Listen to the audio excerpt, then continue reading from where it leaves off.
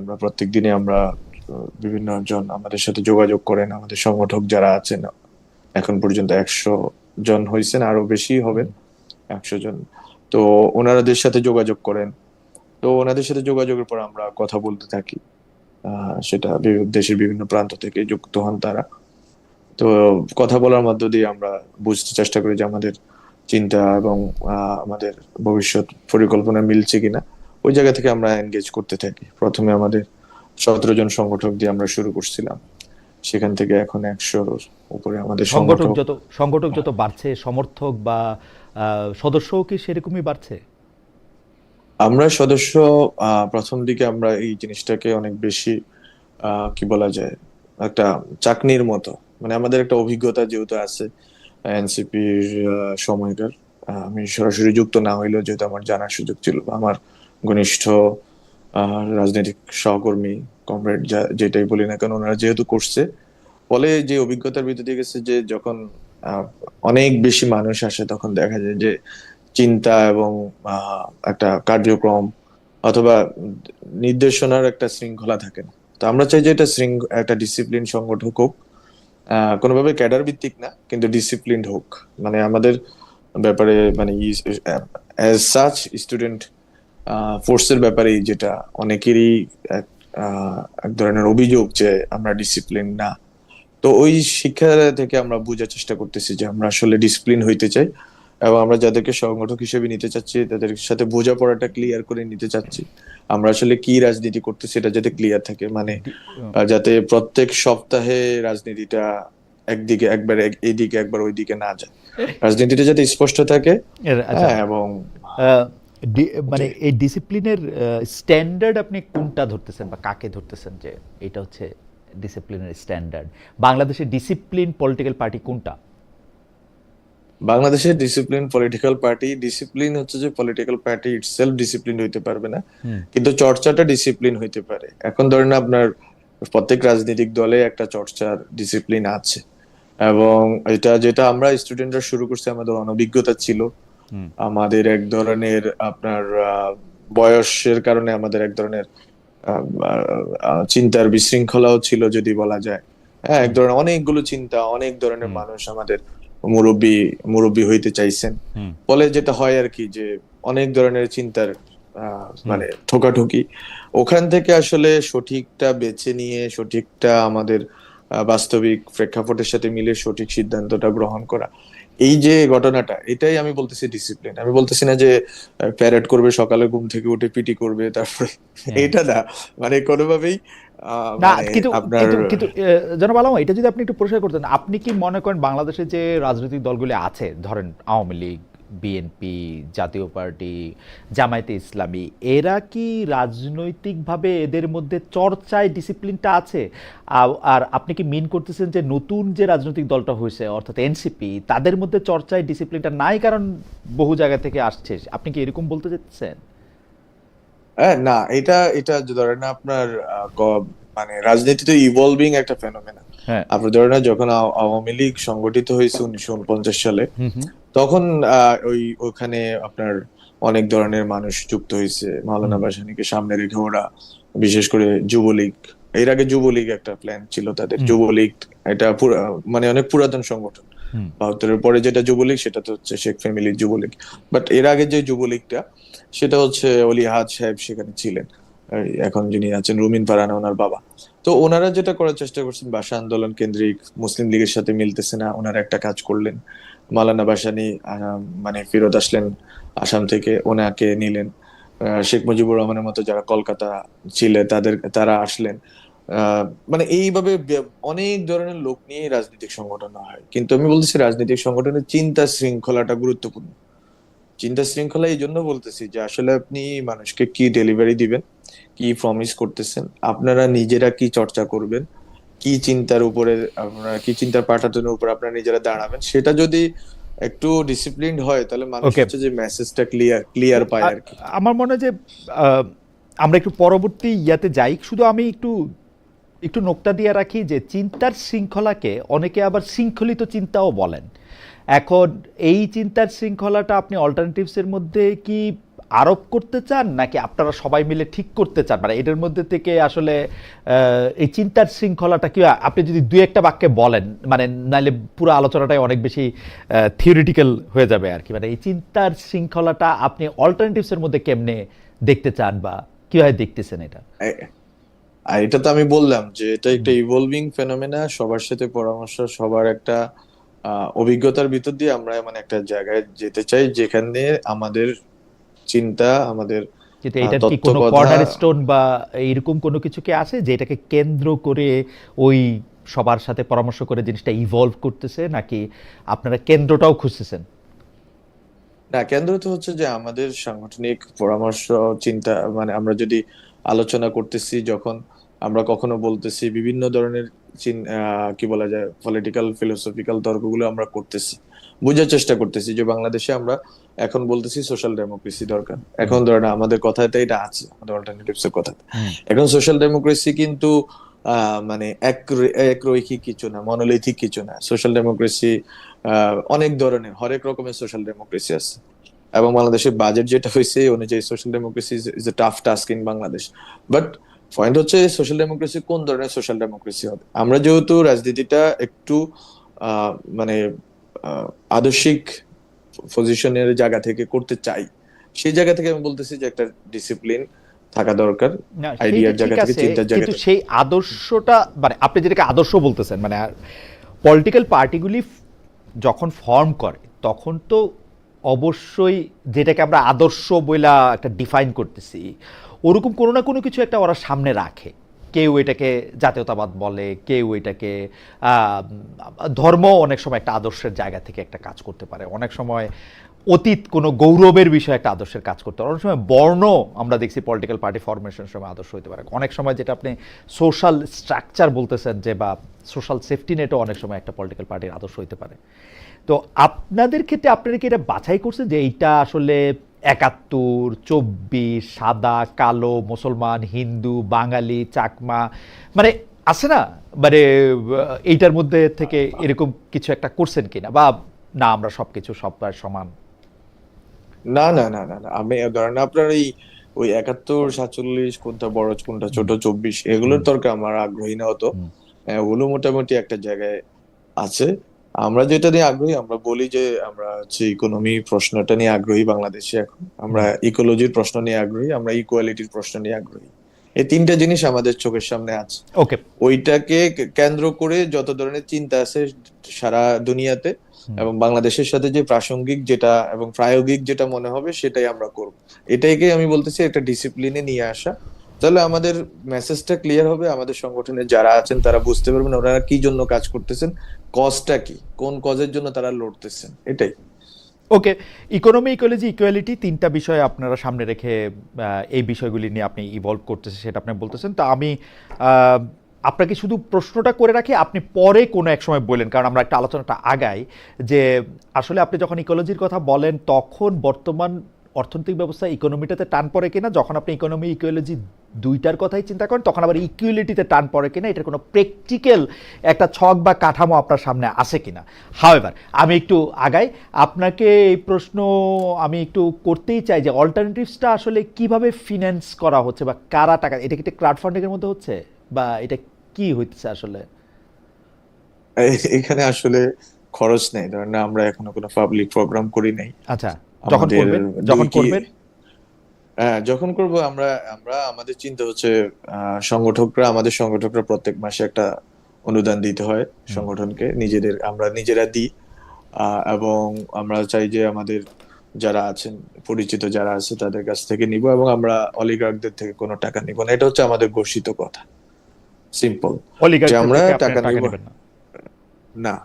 ওকে।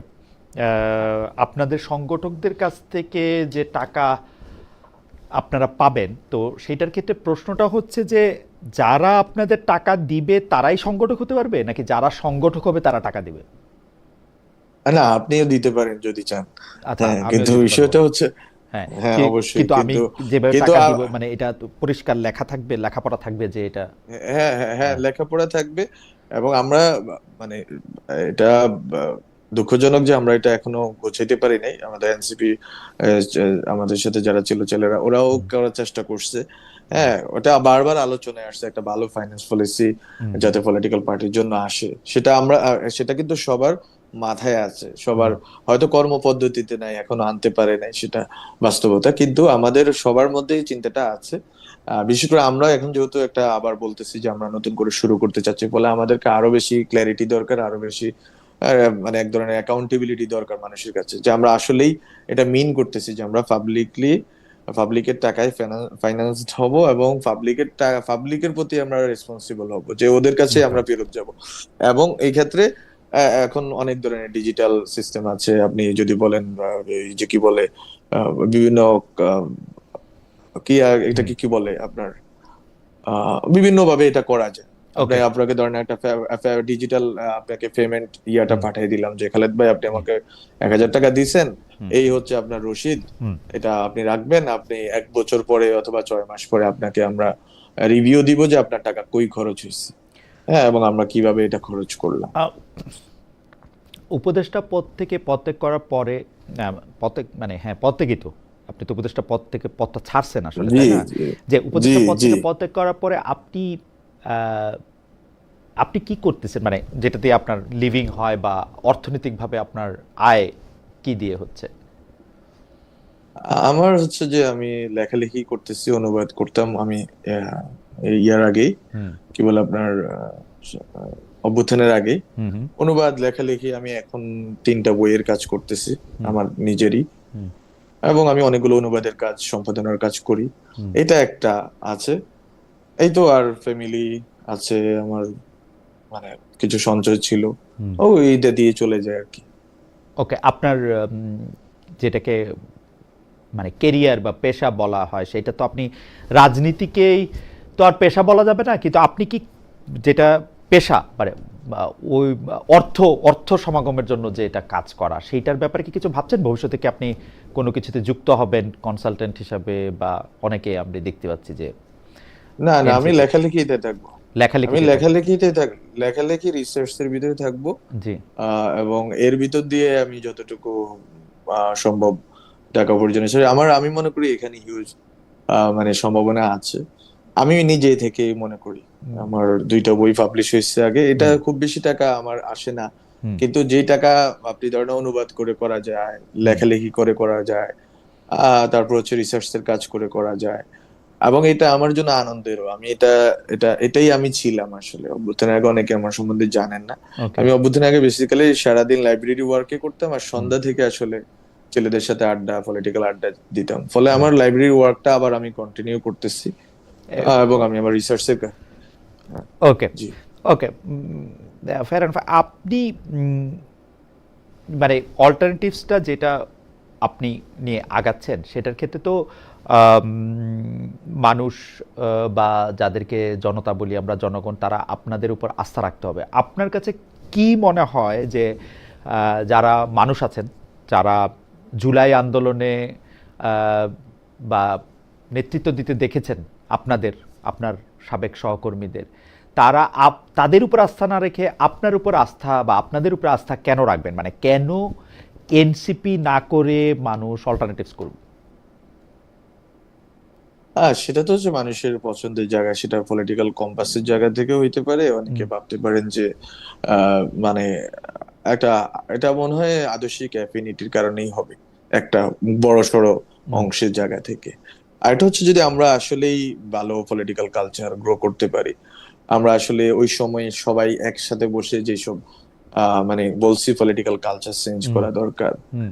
সেটা যদি আমরা করতে পারি, এই 2টা জায়গায় হয়তো ধরেন আমাদের একটা আপনারা ভ্যান্টেজ পয়েন্ট আছে। ধরেন আপনারা সবচেয়ে বেশি যেটা বলছেন সেটা হচ্ছে যে, বা আপনাদের বলা যে জিনিসটা আমাদের কানে সবচেয়ে বেশি আসছে গুরুত্বের কারণে, সেটা হচ্ছে নতুন রাজনৈতিক বন্দোবস্ত। বন্দোবস্ত কথাটা বাংলাদেশ রাজনীতিতে নতুন না, কিন্তু আপনারা যখন বলছেন তখন এটা অনেক দৃঢ়ভাবে এটা হয়ে আসছে। এখন ধরা যাক এনসিপিতে যারা ছিলেন তারাও নতুন রাজনৈতিক বন্দোবস্তের কথা বলেছেন, আপনিও বলছেন। এখন আমি একজন বাংলাদেশের নাগরিক হিসাবে এনসিপি না করে অল্টারনেটিভ স্ক্যান করব, মানে আপনার বন্দোবস্ত যে নতুন হবে সেইটা আমি কেমনে আপনার উপর আস্থা রাখবো? সেটা বললাম তো, একটা হচ্ছে আপনি ইডিওলজিক্যাল এফিনিটির কারণে করবেন, আমার কর্মসূচি দেখে করবেন। আমার কর্মসূচি ইকোনমি বেসড কর্মসূচি। হুম, আমি জানি না এনসিপির কর্মসূচি কি কেন্দ্রিক, হুম, কিন্তু আমার কর্মসূচি ইকোনমি, ইকোলজি, ইকুয়ালিটি কেন্দ্রিক হুম, কর্মসূচি। হুম, এবং আহ, আমার পলিটিক্যাল প্রস্তাবনা সেন্টার টু সেন্টার লেফট। হুম, আমি রাইট, মানে রাইটিস যে ফোর্স আছে সেই ফোর্সকে আমি হচ্ছে সাবস্ক্রাইব করি না। হ্যাঁ, তাদের অধিকার আমি অস্বীকার করি না, তাদের হুম। মানবিক নাগরিক অধিকার আছে। হ্যাঁ, সব অধিকারই থাকবে স্বাভাবিক, এবং সবারই আছে। কিন্তু তাদের রাজনীতিকে আমি সাবস্ক্রাইব করি না, তাদের রাজনীতিকে পপুলিজমের জন্য আমি ইউজ করি না। ফলে আমার আমার একটা পলিটিক্যাল মানে একটা ক্যাম্প আছে, এবং এই ক্যাম্প যদি আপনার কাছে রেজোনেট করে, আপনি বলতে হুম, আমাকে জি, যারা শুনছেন হুম, তো তারা আমাদের সাথে যুক্ত হবেন। এবং যদি কারো কাছে মনে হয় বাংলাদেশে এখনকার প্রশ্নটা আসলে 71-24-এর বিবাদ না, হুম। এবং এখনকার মূল প্রশ্ন হচ্ছে ইকোনমি, ইকোলজি, ইকুয়ালিটি, তাহলে তারা আমাদের সাথে যুক্ত হবে। রাইটিস্ট ফোর্সের এটাই। রাজনীতির সাথে আপনার বিরোধটা কবে থেকে, কখন থেকে, কেন? আমি মনে করি রাইটিস্ট, আমার যখন বেড়ে ওঠা, আমি তো মাদ্রাসায় পড়ছি। হুম, রাইটিস্ট ফোর্স বলতে আমি বলতেছি যে আপনি ইসলামকে আসলে রাষ্ট্র ব্যবস্থা হিসেবে নেওয়ার বিষয়টা, হুম, এটা হচ্ছে যে রাইটিস্ট। আসলে রাইটিস্ট, বাংলাদেশের রাইটিস্ট লেফটিস্ট আসলে খুবই ইন্টারেস্টিংলি, মানে সামটাইম ইন্টারমিঙ্গলড। লাইক, এটা আসলে কোনটা হুম, যে কি এটা বোঝা যায় না যদি আপনি মানে ক্লাসিক লেফট হুম। রাইট বুঝেন আর কি, বা বোঝার চেষ্টা করেন। আশা করি বুঝেন, বাট মূল জিনিস হচ্ছে যে মানে লেফট আর রাইট কি, মানে, তো এটা আসলে যাইতে চাই না আমি। যেটা বাংলাদেশের মানুষ বুঝে রাইটিস্ট বলতে, ঠিক আছে, ইসলাম ইসলামকে রাষ্ট্র ইসলাম ব্যবস্থা সেইটাই ইসলাম আপনি বলেন না, সেইটার থেকে আপনি হ্যাঁ, নিজেরে কেন আলাদা হ্যাঁ, রাখতে চান? সেটা, জি। হ্যাঁ, সেটাকে আলাদা রাখতে চাই, কারণ হচ্ছে এটা হচ্ছে আমার কাছে মনে হয় যে ইম্পসিবল। স্টেট অ্যান্ড ইসলাম এটা একসাথে হইতে পারে না। এটা কেমন, আমি স্টেট ইটসেলফ একটা রিপ্রেসিভ মেকানিজম, এবং এটা নিয়ে তর্ক অনেক আছে। আমি জানি না, আপনি রিসেন্টলি দেখি থিওরিটিক্যাল থিওলজিক্যাল তর্ক অনেক আগ্রহী। সো হুম, আমরা এটা বিস্তারিত আলোচনা করতে পারি, বাট হ্যাঁ, আমার এই জার্নিটা আমার ক্যাম্পাস থেকেই আমার এই জার্নিটা শুরু হয়েছে। এবং ক্যাম্পাসে যখন 18-19 সালের এই কোটা আন্দোলন, নিরাপদ সড়ক আন্দোলন, তখন থেকে আমি তো ওই সময়ে আসলে যতটা বেশি রাজনীতি অ্যাক্টিভিজম করছি, আমি যেটা বললাম, আমি হচ্ছে যে লাইব্রেরি ওয়ার্কে করছি, তারপরে যতক্ষণ আমি পারছি পলিটিক্যাল অ্যাক্টিভিজম করছি। আমার এই দুইটাই কাজ ছিল, আমি রেজাল্টটাও অত ভালো করতে চাই নাই। আচ্ছা, বা আমার ওইটা নিয়ে আমার আগ্রহ ছিল না। ইন্টারেস্টিং। ফলে ওই সময় থেকে, হ্যাঁ, জি, জি, জি, আপনি বলেন। শেষ করেন, আপনি শেষ করেন। আমার ভালো, ফলে মনে ওই পড়লো। ওই হুম, ওই সময় থেকে আমার যেটা অন্বেষা, যে আসলে বাংলাদেশে প্রশ্নগুলো আপনি কিভাবে ডিল করবেন। ওই সময় কি ইসলামিস্ট বলে মানুষকে মানে হরে ধরে মারা হচ্ছে, তাই না? আমরা ছোটবেলা থেকে এটা দেখে বড় হয়েছি। 13 সালে মারছে আমার সামনে, বা আমাদের সামনে হচ্ছে যে শাপলাতে কমি আলেমদেরকে মারছে, মাদ্রাসা ছাত্রদেরকে মারছে। আমি তখনও মাদ্রাসা ছাত্র। So, আমার তো ওদের প্রতি ওই আবেগটা আছে, এখনো আছে। হ্যাঁ, তাদের প্রতি আবেগ আছে, ভালোবাসা আছে। কিন্তু মানে তাদের যে রাজনীতিটা, এটা ভুল পদ্ধতি, ভুল একটা রাজনীতি। এবং বাংলাদেশের জন্য এটা হচ্ছে যে আউট অফ প্লেস একটা পলিটিক্স। হ্যাঁ, এবং এই জন্য জামাত দেখবেন ইসলামী রাষ্ট্র নিয়ে কোনো কথা গত 1 বছরে বলছে কিনা আমি শুনি নাই আর কি। 1-2 জন হয়তো ট্রেডিশনাল জামাতের লিডার বলছে বা বলার চেষ্টা করে, মাঝে মধ্যে শুনি, কিন্তু এটা তারা বলে না। তো এটা একটা জায়গায় চলে আসছে বাংলাদেশ। হ্যাঁ, তো ইসলামী রাষ্ট্রের তর্কটা বা রাইট, বাংলাদেশি অর্থে যেটা রাইটিস্ট বলে, সেই তর্কটা আসলে বাংলাদেশে ওই সময় থেকেই শুরু হয়েছে। হ্যাঁ, 13 সাল এর পরবর্তী সময় থেকে আমরা যারা ওই জায়গা থেকে আসছি, মাদ্রাসা থেকে আসছি, বা আমরা যারা দেখার চেষ্টা করছি, আমাদের চোখের সামনে অনেক মানুষকে মারছে, একটা ভিলিফিকেশন হয়েছে, মাদ্রাসার ছাত্র দেখলে জঙ্গি, এরকম অনেকগুলো জিনিস, এটা তো আমি এখনো কাটাইতে পারিনি। মানে আমি যতই বলি না কেন, আমি রাইট রাইট উইং এর পলিটিক্স আমি সাবস্ক্রাইব করি না, বা আমি এটা গত 5 বছর ধরে ধরেন না ঢাকা শহরে বলতেছি। কিন্তু প্রশ্নটা হচ্ছে আমার পরিচয়টা নির্ধারিত হয় মাদ্রাসা ছাত্র কি না। হ্যাঁ, এখনো আছে সোসাইটির একটা অংশের কাছে এটা। তো এটাই হচ্ছে যে সেই ভিলিফিকেশন প্রসেস, এটার বিরুদ্ধে তো আমরা থাকবোই। আমি মাদ্রাসা ছাত্রদের অধিকারের পক্ষে থাকবো, একজন ইসলামিস্টের অধিকারের পক্ষে থাকবো। কিন্তু সে যে রাজনীতি করে এটা ভুল রাজনীতি, এবং ওকে, আমি ভুল রাজনীতিটা করব না। ওকে, এটা পরিষ্কার। আমি আসছি আপনার কাছে নতুন ও যেটা মনে হয়েছিল সেটা একটু বলে রাখি যে বাজারে একটা জিনিস চাউর আছে যে আপনি আবার এনসিপিতে ফেরত যাইতে পারেন, সেইটার কি আপনার কোনো চিন্তা আছে নাকি? মানে না না না না না, ওরা আচ্ছা, ওরা ভালো আছে আমাকে ছাড়া, এটাই এটাই এটা ওরা আমি মনে করি আপনাকে ছাড়া ওদের ওরা জন্য। শান্তিতেই আছে, তাই না? হ্যাঁ হ্যাঁ, আচ্ছা, ওদের ওদের হচ্ছে যে অনেকে মুরব্বি হইতে চাইছে, ওদের আশা করি তারা হ্যাঁ, মুরব্বি হইতে পারছেন। আচ্ছা, সো সো আমার জন্য কষ্ট হচ্ছিল অনেকের আচ্ছা, সেই এনসিপি কষ্ট, কে, সেই কষ্ট কিছুটা দূর হয়েছে। সেই কষ্ট দূর হইছে। আচ্ছা, আমি একটু আপনার কাছে আসছি। সাজু একজন দর্শক, উনি আমাকে প্রশ্ন করেছেন, খালেদ আপনি সবার আর্থিক হিসাব চান, অথচ এস এফ রহমান, আমি ধারণা করছি এটা সালমান এফ রহমানের কথা বলা হচ্ছে, যে থেকে আপনি কত টাকা আয় করেছিলেন সেটাও বলা দরকার, এবং ক্ষমতাসীন দলের ক্ষমতাসীন মন্ত্রীর সাথে চেয়ার ভাগাভাগি কেন হলো সেটাও পরিষ্কার করা দরকার। আমি ইন্ডিপেন্ডেন্ট টেলিভিশনে কাজ করতাম, ৮ বছর কাজ করেছি। সালমান এফ রহমান ইন্ডিপেন্ডেন্ট টেলিভিশনের মালিক বা উদ্যোক্তা ছিলেন। আমি ইন্ডিপেন্ডেন্ট টেলিভিশনে কাজ করে পয়সা নিয়েছি ২০১৯ সাল পর্যন্ত। কত টাকা ইয়ে করেছিলাম সেটা ব্যাংকের হিসাবে পুরোপুরি আছে, সেটাও বলতে পারি। ভালো টাকাই পাইতাম আমি। হ্যাঁ, আমি বাংলাদেশে একজন মানে অনেক টাকা বেতন পাওয়া সাংবাদিক ছিলাম। তো সেটা সালমান এফ রহমান থেকে আপনি কত টাকা আয় করেছিলেন, আমি এটা এরকম কখনো এইভাবে ব্যাপারটা দেখি না। কারণ হচ্ছে আমি ইন্ডিপেন্ডেন্ট টেলিভিশনে যখন কাজ করতাম, আমি ইন্ডিপেন্ডেন্টলি সেখানে কাজ করতাম। উনি যখন মন্ত্রী হয়েছেন, গাড়িতে যখন পতাকা লেগেছে, তারপর থেকে আমি ইন্ডিপেন্ডেন্ট টেলিভিশনে কাজ করি নাই। দুই হচ্ছে ক্ষমতাসীন দলের মন্ত্রীর সাথে চেয়ার ভাগাভাগি। ভাইরে, ওইটা ছিল একটা প্রেস ব্রিফিং, মানে সাংবাদিকদেরই ওইখানে বসার কথা। স্টেজে বসার কথা হচ্ছে বিএনপির নেতৃবৃন্দের। আমি ওইখানে গেছি, আমাকে যেহেতু অনেকে চেনেন, তারা বিব্রত হচ্ছিলেন কারণ আমি বসার জন্য কোনো জায়গা পাইতেছিলাম না। সালাউদ্দিন সাহেব ওইখানে বলছেন যে খালেদ আপনি দাঁড়ায় না থেকে আপনি আমার সাথে চেয়ারটা বসেন। আমি বসতে চাইছিলাম না, তারপরে উনি বসছেন, তারপরে উনি চলে গেছেন। এটা হলো ক্ষমতাসীন মন্ত্রীর সাথে চেয়ার ভাগাভাগি। হাওয়েভার আমার কিছু বলা না, আমি একটু আবার মাহফুজ আলম সাহেবের কাছে, কিছু বলা নেই বলে অনেক কথা বলে ফেলছি, মাহফুজ আলম সাহেবের কাছে একটু যাই আবার।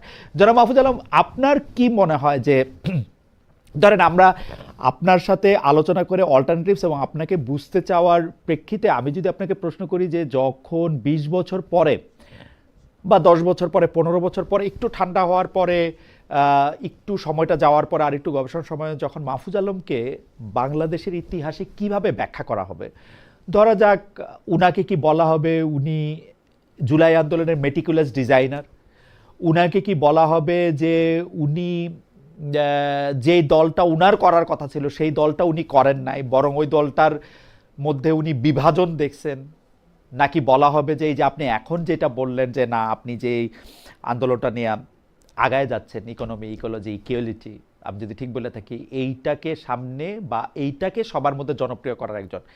আমি একটু আমার প্রশ্নটা ব্যাখ্যা করি।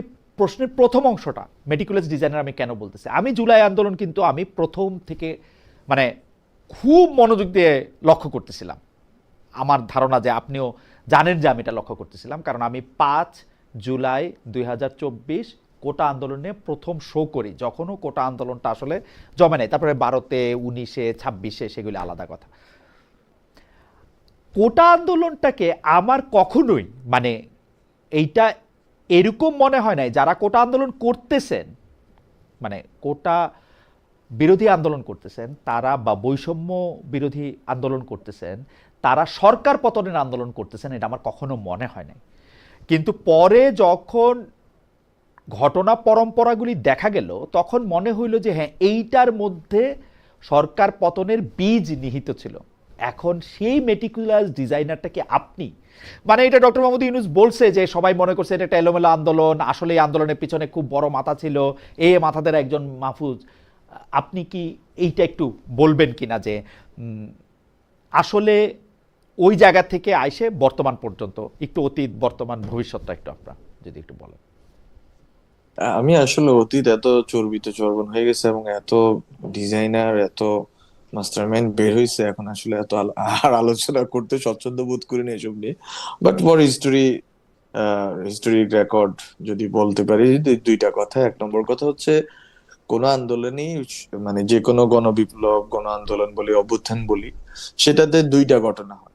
একটা ঘটনা হচ্ছে আপনার, আপনি এটাকে জমাবেন কিভাবে, জনগণকে সংঘবদ্ধ করবেন কিভাবে। প্রাথমিক জনগণ, যদি আপনাকে এটাকে লেনিনের কথা ধরে ভ্যানগার্ড গ্রুপ বলি, যে একটা ভ্যানগার্ড, যে যারা হচ্ছে সামনে আগায় যাবে, যারা হচ্ছে জনগণকে দেখাবে পসিবল, এইভাবে করাটা সম্ভব, তোমরা নাইমা আসো, সেটা অবশ্যই কোনো না কোনো ভাবে আপনাকে পলিটিক্যাল মাথা খাটাইতে হবে। এটা হচ্ছে প্রথম কথা। কিন্তু জনগণের যেই মানে সাধারণ জনগণের যে স্বতঃস্ফূর্ত আন্দোলন, অভ্যুত্থান, বিপ্লব যেটাই বলি না কেন, সেটা 16ই জুলাই বিশেষ করে শহীদ আবু সাইদ কে শহীদ করার পরে এরপর থেকে যেই স্রোত জনগণের, সেটাতে কোনো ডিজাইনার, কোনো মেটিকুলাস প্ল্যান কিচ্ছুই ছিল না। এবং আমি এটা আরো ব্যাখ্যা করছি, আর ব্যাখ্যার দাবি রাখে না। এটা আপনি 69 গণ অভ্যুত্থান বলেন, 52টা বলেন, 52 থেকে ভাষা আন্দোলন হয়েছে আপনার মনে হয়? নো। 48 সালের আগস্ট মাসে পাকিস্তান স্বাধীন হইল, ইস্ট পাকিস্তান আমরা তখন ইস্ট বেঙ্গল ছিল, এরপর ইস্ট পাকিস্তান করছে তারা। যাই হোক, তো বিষয়টা হচ্ছে আপনার 48 সেপ্টেম্বর থেকে ভাষা আন্দোলন শুরু হয়েছে, বারবার চেষ্টা করা হচ্ছে, বারবার নেগোসিয়েশন হচ্ছে। হ্যাঁ, তো এর ভিতর দিয়ে মানে ইভেন জিন্না সাহেব আসার আগে অনেকে দেখেন এটা 47 সেপ্টেম্বর, নট 48। তো আম, তাহলে ওই সময় থেকে বোঝার চেষ্টা হচ্ছে যে বাংলা ভাষাটাকে আমি অফিসিয়াল ল্যাঙ্গুয়েজ হবে কিনা, হ্যাঁ, বা রাষ্ট্রভাষা হবে কিনা, হইলে আমি চাকরি পাবো কিনা। প্রশ্নটা তো এটা, আজ পর্যন্ত প্রশ্ন এটা। হ্যাঁ, তো ইকোনমি কোয়েশ্চেনটা, ফলে আপনি তখন থেকে এটা বারুদগুলো জমতেছিল। অনেকে অনেকভাবে চেষ্টা করছে, একটু আগে যেটা বললাম, যুবলীগ, আওয়ামী লীগ, তারপর হচ্ছে অনেকগুলো উদ্যোগ, তমুদ্দুন মজলিস, বিভিন্ন রকম উদ্যোগ, সাহিত্যিক উদ্যোগ, সৈনিক পত্রিকা বের করতো তারা। তমুদ্দুন মজলিস একটা পত্রিকা ছিল, এখন অনেকে চিনে না জি, এই পত্রিকা। যাই হোক, বাট আমরা দ্য পয়েন্ট পয়েন্ট ইজ, এটা থেকে আপনি একটা স্রোত তৈরি করলেন। সেটা একদিন হুট করে একটা ঘটনার দিকে রূপ নিল, যে ঘটনাটার কারণে আপনার অনেকগুলো মানুষ শহীদ হইলো। আজকে আমরা ভাষা দিবস হিসেবে, আন্তর্জাতিক মাতৃভাষা দিবস হিসেবে এটাকে পালন করি। 69 গণ অভ্যুত্থানের same। আপনি বারবার চেষ্টা করছেন, ভাষা নিয়ে ঘেরাও আন্দোলন করলেন 69, 68, 5-6 ডিসেম্বর, যদি আমি ভুল না বলি, 1 তারিখ আগে পরে হইতে পারে, কিন্তু ডিসেম্বরের প্রথম দিকে উনি ঘেরাও আন্দোলন করলেন। ওই সময় যেখানে এখন বঙ্গভবন, ওখানে ছিল গভর্নর জেনারেল হাউস বা বা এরকম। তো ওদের ওখানে ঘেরাও দিলেন উনি। এই ঘেরাও হচ্ছে যে ওই সময় শেখ মুজিবুর রহমান কিন্তু ভিতরে, মানে আগরতলা ষড়যন্ত্র মামলায়। তখন উনি কিন্তু এই উদ্যোগটা নিলেন, ছাত্ররা 11 দফা কেন্দ্রিক মানে আন্দোলন করতেছে, আর বাসানি নেমে দেখাইলেন যে এটা সম্ভব, তোমরা এটা সম্ভব, মানে আইয়ুবকে ঠেকানো, আমরা শেখ মুজিবকে বের করা। একটু যদি এটা আপনি সম্ভব। আমি একটু ব্যাখ্যা, জি, হ্যাঁ, না না, এটা ব্যাখ্যা জি, করি, এটা জি, ব্যাখ্যা করি, বাংলাদেশের জনগণ জানা দরকার। এটা ব্যাখ্যা করে আমি আরেকটা কথা বলে শেষ করব, এটা আমি মনে করি এটা রেকর্ডের জন্য রেখে দিই। তো এটা হচ্ছে প্রথমে একটা দফা গেল, ডিসেম্বরের প্রথম দফা। ওখানে ওখানে মানুষ নিহত হইলো। ওই সময় আমাদের একজন টিচার, এখন Dhaka university teacher, doctor Mahbubullah, উনি নিজে হুম, আমাকে বলছে ওনারা ঘেরাও আন্দোলন করে, ওনারা কিন্তু তখন ওনাদেরকে সবাই খুঁজতেছে, পাকিস্তানের মানে মিলিটারি এবং পুলিশ খুঁজতেছে। উনি কিন্তু প্রায় কয়েক সপ্তাহ উনি মানে আত্মগোপনে ছিলেন। পরে যখন জানুয়ারির দিকে আন্দোলনটা একটা মোমেন্টাম পাইলো, শহীদ আসাদ শহীদ হওয়ার পরে, তখন কিন্তু ওনারা আবার এই আত্মগোপন থেকে বেরিয়ে আসলেন। তারপরে আন্দোলনটা আরো ফেয়ার জমে এনাফ, উঠলো জি, ফেব্রুয়ারির দিকে। জি, জি, একটু শেষ হুম, করি। হুম, হুম, আমি মনে করি এটাই আজকের আলোচনা, এর চেয়ে এটাই গুরুত্বপূর্ণ হবে। হুম, সেটা হচ্ছে যে তখন এটা মোমেন্টাম পাইলো এবং এটা গড়ে উঠলো। আমরা কি কখনো বলি যে 69 গণ অভ্যুত্থান এক ষড়যন্ত্র? হুম, 69 গণ অভ্যুত্থান, এটা এটা বলছে আইয়ুব খান বলছে, হুম। এটা বলছে ইয়াহিয়ারা বলছে, এটা বলছে পাকিস্তানের জান্তা বলছে, আজকে না, না, যেরকম আওয়ামী লীগ বলে। হ্যাঁ, হ্যাঁ, তো এইভাবে বলে আর কি। কিন্তু যেটা প্রফেসর ইউনূস যেটা বলছেন, সেটা আমি বলি, আমাকে হুম, নিয়ে 2টা কথা বলা হয়েছে। হ্যাঁ, কোথাও বলুন। মাস্টারমাইন্ড শব্দটি ইউজ করে না। Mastermind is a bad word. Mastermind is a word, আপনি বলবেন হত্যাকাণ্ডের mastermind, mastermind always bad word. Professor Yunus not mastermind really, শব্দটা ব্যবহার, জনাব আলম, না নট না, রিয়েলি। আমি মাস্টারমাইন্ড ব্যাড ওয়ার্ড না। কারণ কারণ মাস্টারমাইন্ড বলতে বুঝায় হচ্ছে কুশীলব। অনেক সময় আপনি এই যে এখন বিশ্বকাপ চলতেছে, আপনি দেখবেন একটা টিমের ধারণা না চেঞ্জ না, করে দেওয়ার জন্য একটা খালেদ ভাই, মাস্টারমাইন্ড শব্দ ব্যবহার করে। জি, আমার কাছে শুনে, খালেদ ভাই, আমি বলি, মাস্টারমাইন্ড শব্দটা শুনে আমার কাছে খারাপ লাগে না। আচ্ছা, আপনি বলেন, আপনি না বলেন, না, আমার প্রশ্ন না আছে। জি, খালেদ ভাই, জি, আমি বলি হুম, ফাজিল মানে হচ্ছে ডিগ্রি পাস, মানে যে ডিগ্রি পাস, যার, হ্যাঁ, ডিগ্রি, না হ্যাঁ, না, ফাজিল মানে ডিগ্রি পাস না রে ভাই। ফাজিল মানে হচ্ছে বেয়াদব যার বা মধ্যে না না, যার বেফুজুল মধ্যে কথা বলে ফজিলত যারা। আছে। জি, জি, না না, যে ফজিলত আছে, জি, এই যে আপনি যেগুলো বলতেছেন, এটাই হচ্ছে যে ফাজিলের মিনিংটা বদলে গেছে। হুম, মানে ফাজিল মানে হচ্ছে যার মধ্যে ফজিলত আছে, যার হুম, মধ্যে মর্যাদা আছে, রাইট, রাইট। যে মর্যাদাবান হইলো তাকে ফাজিল বলে। হ্যাঁ, এটা ডিগ্রি পাশের আচ্ছা ঠিক সমমান, আছে, না কিন্তু আমি মূল আমি আরবি আমি যোগাযোগের হ্যাঁ, ছাত্র ভাই, আমি কনোটেটিভ মিনিং আর ডিকশনারি মিনিং এর সেমেন্টিক মিনিং এর তফাৎ আমি আমি বুঝি। আমি আমি তর্ক করব না, আমি জি, তর্ক করব না, তফাৎ আমি বুঝি। শুধু দুইটা স্টেটমেন্ট হ্যাঁ আপনি দুইটা বলেন তো, হ্যাঁ স্টেটমেন্ট মেক মাস্টার, করি, হ্যাঁ বলেন বলেন। দুইটা স্টেটমেন্ট মেক করি। যে আমাদের শফিকুল আলম ভাই যে স্টেটমেন্টটা দিয়েছেন অ্যাবাউট মি, হুম এবং প্রফেসর ইউনূস যেটা দিয়েছেন, এখানে মাস্টারমাইন্ড শব্দটাই বলেন নাই স্যার, খুবই ক্যাটাগরিক্যালি শব্দটি ইউজ করছেন, ব্রেইন বিহাইন্ড। হুম হ্যাঁ, এবং এই ব্রেইনস বিহাইন্ড আপনি যে কোনো ওয়েস্টার্ন ডিবেটে বা পলিটিক্যাল তর্কে এটা বলে যে হ্যাঁ, he is one of the মানে কি বলা যায়, people who have thought about this things. Okay তো ওকে। বিষয় হচ্ছে এটাকে বাংলাদেশে যে ফ্রেমিংটা করেছে, ইট হ্যাজ মানে মানে made so much difficulty for me. So মানে যাই হোক, এটা আমি বলতে চাই আর কি। তো হুম এটা আমি বলতেছি যে মেটিকুলাস ডিজাইন, উনি যে শব্দটা ইউজ করছেন, অথবা এরপরে যেটা হয়েছে, উনি ওনার জায়গা থেকে উনি স্টোরি টেলিং এর জন্য বলেন, এই পুরা ঘটনাটাকে উনি সারা দুনিয়া ব্যাপী স্টোরি টেলিং করেন, উনি যেভাবে বলছেন এটা একটা। কিন্তু সাধারণ জনগণের কাছে এটা হচ্ছে, প্রথম দিকে অবশ্যই রাজনৈতিক নেতৃত্ব যারা ছিল, স্টুডেন্ট লিডারশিপ, তাদের মধ্যে আন্ডারস্ট্যান্ডিংটা ছিল যে এটাকে একটা জমাইতে হবে। হুম। এবং জমছে যখন, সরকার রিয়েক্ট করছে, এবং সরকার রিয়েক্ট খুব ব্রুটালি করছে, এবং ব্রুটালি করার কারণে সরকার অজনপ্রিয় হয়েছে। জনগণ বুঝতে পারছে যে ছাত্ররা যদি নামে এবং নেমে যদি শহীদ হইতে পারে, ওয়াই শুডন্ট উই, এবং why shouldn't we join their march and protest. এবং মানুষ তখন নামছে, মা বোনেরা নামছে, খালারা নামছে। তো কখন নামছে? যখন ছাত্ররা একটা উদাহরণ তৈরি করছে যে আমরা নামছি, আমরা শহীদ হইছি, এন্ড এই যে তোমরা এবার নাম, এবং শহীদ হইয়া তারা এই সাক্ষ্যটা দিছে যে ওকে, নাও উই আমার হ্যাভ আমার আমার বেয়ার দ্য। এখানে আমার এখানে দুইটা খালি, আমি একটু আগানোর জন্য আমার খালি দুইটা খালি এখানে প্রশ্ন। আমি শব্দর ওই সিমেন্টিক মিনিং এর দিকে আমি না যাই, কনোটেটিভ মিনিং এর দিকে আমি না যাই। আপনাকে যদি ব্রেইন বিহাইন্ড পরিচয় করাই দিতে গিয়া ডক্টর মোহাম্মদ ইউনূস কিন্তু সেটা শুধু কথার কথা বলেন নাই, উনি আপনাকে নিয়ে গেছেন সেখানে ক্লিন্টন ফাউন্ডেশনে, সে বক্তৃতা দেওয়ার সময় আপনাকে উনি স্টেজে উঠে পরিচয় করাই দিচ্ছেন, কারণ উনি এটা মিন করছেন, এটা একটা হঠাৎ ঘটনা না। মেটিকুলাস ডিজাইনের ক্ষেত্রেও এটা বলতে গেলে আমার কাছে মনে হয় শুধু এটা স্টোরি টেলিংয়ের জন্য এটা হঠাৎ ঘটনা না। তাও যদি আমি আপনার কথা মেনে নিই যে আচ্ছা এটা একটা হঠাৎ ঘটনাও হইতে পারে, তাহলে আপনি আমাকে বলেন তো, যেই আন্দোলনের মধ্যে ছাত্রদের দেখিয়ে দেওয়া পথে জনতা এবং সবাই অংশগ্রহণ করলো, সেই আন্দোলনের যেইটাকে আমরা ক্ষমতার ভাগাভাগি বলি, সেই ক্ষমতার ভাগাভাগিতে ঢাকা বিশ্ববিদ্যালয় কেন্দ্রিক আপনারা যারা সুন্দর করে কথা বলেন, বেশি করে পড়ালেখা করছেন, তারাই কেবলমাত্র ক্ষমতার ভাগাভাগির অংশীদার কেন হইলেন?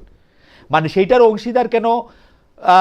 মানে যেই ছাত্র, আমি সহজ করে আমার যে কাছে যতটুকু খবর আছে, আমি তখন জার্মানিতে ছিলাম, সহজ করে যতটুকু করে বলি, যেই ছাত্ররা পথ দেখাইছে ঢাকায়, আপনারা একইভাবে ঝিনাইদহে বা কুমিল্লায় বা আমার পার্বত্য চট্টগ্রামেও সেই ছাত্ররা ওই জেলা শহরেও রাস্তায় নাইমা, কারণ আবু সাইদ স্বয়ং রংপুরের ঘটনা, একইভাবে পথ দেখাইছে। কিন্তু ক্ষমতার ভাগাভাগিতে আপনারা গেলেন, আপনারা লিড করলেন কেন? মানে আপনারা কিভাবে নিজেদেরকে নিজেরা প্রতিনিধিত্বশীল বললেন? মানে কেমনে? ওই আন্দোলনের তো কোনো নেতৃবৃন্দ ছিল না, ছিল সমন্বয়ক। আপনারা মানে এটা কেমনে করলেন, এবং এই পরিচয়টা তখন আপনারা কিভাবে মাইনা নিলেন? এখানে তো ধরনের রিপ্রেজেন্টেশন বলতে তো দুনিয়াতে একটা শব্দ আছে, কিন্তু মানে কয়েক হাজার মানে আন্দোলনরত যারা আছে তাদেরকে, বা যারা আহত শহীদ হয়েছে তাদের ফ্যামিলি মেম্বার, এইভাবে কিন্তু কখনোই রিপ্রেজেন্টেশন নিশ্চিত হয় না। রিপ্রেজেন্টেশন মানে হচ্ছে আমরা এদেরকে মাইনে নিছি। এখন আপনি যদি বলতে পারেন আজকে রিট্রোস্পেক্টিভলি আমার নাহিদ ইসলাম, আসিফ মাহমুদ, মাহফুজ আলমকে পছন্দ হয় না, ওরা না ক্ষমতা কুক্ষিগত করছে, এই কথাটা আগস্ট মাসে কেউ বলছে? সেপ্টেম্বর মাসে?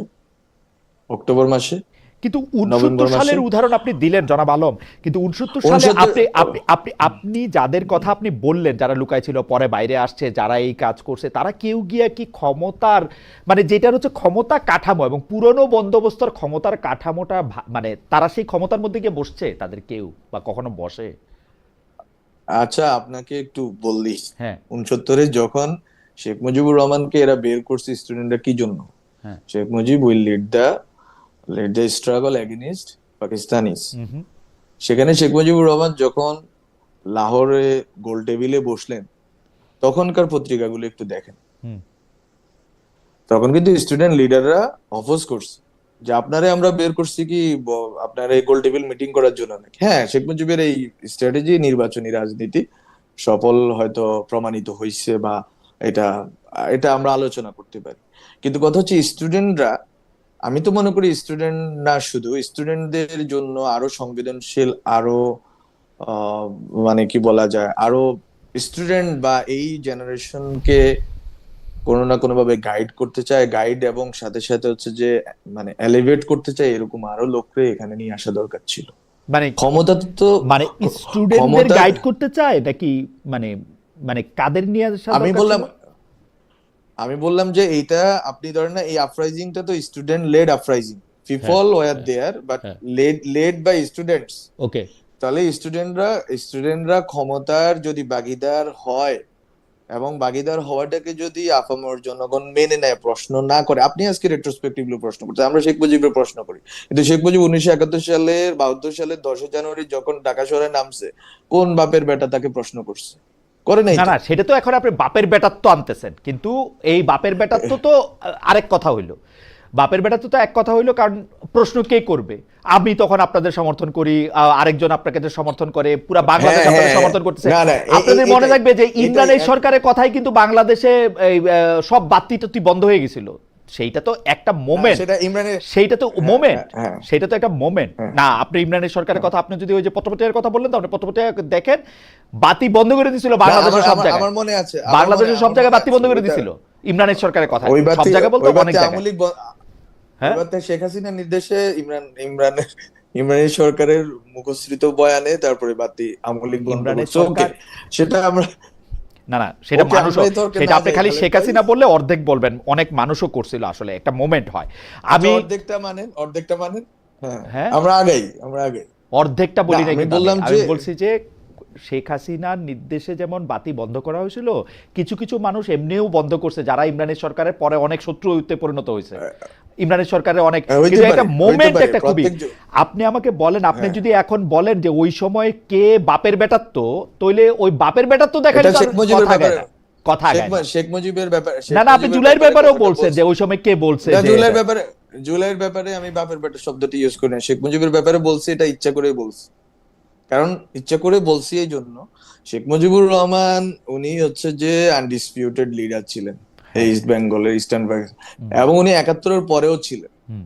উনি 72-এর সংবিধান এবং এই পুরো প্রক্রিয়াটার ভিতরে উনি রাষ্ট্র ব্যবস্থা পুনর্গঠনের ক্ষেত্রে ওনার ব্যর্থতা এবং সব স্টেটসম্যানশিপ আচরণের অভাব, আরো হাজারো কারণে উনি উনি মানে মানুষের কাছে মানে একটা মিশ্র চরিত্রের মানুষ হয়ে গেছেন, এবং এখন তো ওনার মেয়ের কারণে মানুষ ওনাকে অপছন্দ করে।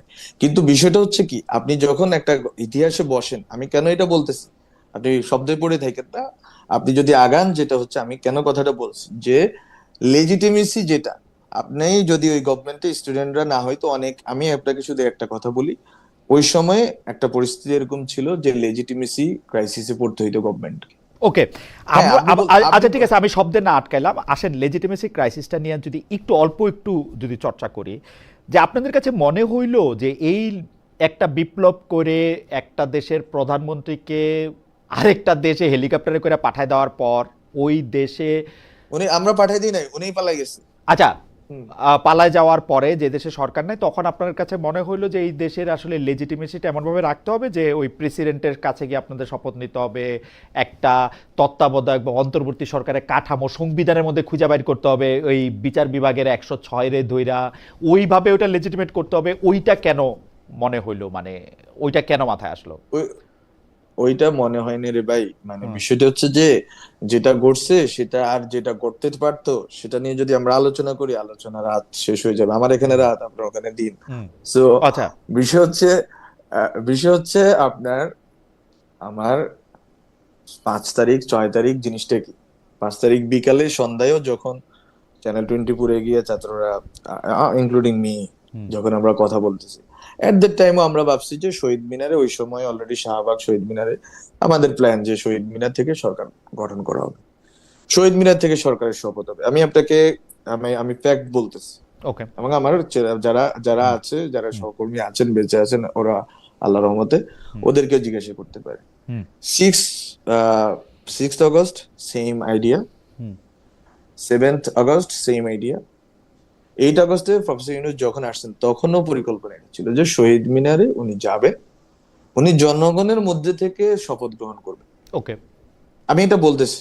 হুম, হুম। ফলে আপনি এটাকে কিভাবে সংবিধানের কাঠামোটা কেন লাগে, কেন আমরা সংবিধান বলছি যে 72 সংবিধান চাই না, হ্যাঁ, কেন আমরা অনেকগুলো সংবিধানকে নিয়ে কেন এত মানে মানুষের ভিতরে এত এত এত কথাবার্তা, হ্যাঁ, এটা তো শুরু হয়েছে, আমরা শুধু বলি নাই, এটা রাষ্ট্রীয় সংস্কার আন্দোলন আসাদ কাইম বাইরা হুম, থেকে শুরু করে বিএনপির লোকরাও বলছে, সব ধরনের রাজনীতিক যারা বিরোধী দল ছিলেন ওই সময় তারা বলছে, এখন হয়তো তারা বুলে টুলে গেছেন আর কি। তো বিষয় হচ্ছে আপনার, তাহলে প্রশ্নটা কি, আপনি সংবিধান এক্সট্রা কনস্টিটিউশন বা কনস্টিটিউশনের বাইরে গিয়ে একটা সরকার গঠন করবেন, গঠন করে ওটাকে পরিচালনা করবেন। ওই ক্ষেত্রে 5 তারিখে যখন সারাদিন মিটিং হয় রাজনৈতিক দলগুলোর সাথে, স্টুডেন্টদেরকে বাদ দিয়ে, এবং রাজনৈতিক দলগুলোর সদিচ্ছা, আমি রাজনৈতিক দলগুলো বলতে শুধু বিএনপি বলতেছি না, জামাত ইসলামী, তো তারা মিলে যখন এই সভা মানে মিটিং মিটিং করেন, এবং ওই মিটিং এ ছাত্রদের প্রতিনিধি নামে কয়েকজনের 2-3 জনকে নিয়ে যাওয়া হয় যারা আসলে ভুয়া, এবং ছাত্রদের মানে ভুয়া বলতে কিছু নাই, মানে তারা আসলে ছাত্রদের ওই অর্থে যে এটা সংগঠন ছিল বা যে কাঠামো ছিল এই কাঠামোর ভিতরে না। তারা তাহলে কারা এটা কি বলা যাবে? ওই মানে ওই ছাত্র প্রতিনিধিরা কারা, নাকি ওইটা এটা আপনি বলতে চান না? না, এটা আপনি চাইলে দেখতে পারেন, ওকে, ওকে। অনলাইনে ঠিক এটা আছে। আছে, ঠিক দুইজন আছে। দুইজন গেছে, এটা ওই দিনের নোটেও আছে, বঙ্গভবন থেকে যে প্রেস রিলিজ পাঠানো হয়েছে ওখানেও আছে। তাহলে কি সো একটু ইউ ক্যান বলবেন? See that. বলবেন আমাদের দর্শকদের একটু? না, আমার তো নাম মনে নাই রে ভাই, আচ্ছা, ঠিক। আমি ও তো আচ্ছা, ওদের নাম মনে নাই। মনে ও রাখতে আচ্ছা, হয়তো ঠিক আছে। পারবো না। ঠিক আছে। ওকে, হ্যাঁ, ওকে, ওকে। নাম মনে রাখতে পারবো না, কিন্তু আমি আপনাকে রেফারেন্সটা দিয়ে দিলাম বঙ্গভবনের ওই দিনের প্রেস রিলিজটা, ওকে, ওকে, প্রেসিডেন্ট অফিস ওকে। থেকে যেটা যেটা বের হয়েছে। তাহলে বিষয় হচ্ছে এই সব প্রক্রিয়া কিন্তু চলমান ছিল। এখন ছাত্ররা কতটুকু বিপ্লবী হইতে পারে, আজকে তো মানুষের মধ্যে এই প্রশ্ন রিয়েল কারণেই আছে, মানুষের হতাশা, এক ধরনের আশাভঙ্গের কারণেই আছে যে আসলে বিপ্লবী সরকার সম্ভব ছিল। আমরা তো বলি নাই যে বিপ্লবী সরকার সম্ভব না, আবার বলি নাই যে বিপ্লবী সরকার করাটাই আমাদের আমাদের মানে আমরা করতে পারতাম কিন্তু করি নাই, এটাও কিন্তু বাস্তবতাকে পুরোপুরি ব্যাখ্যা করে না।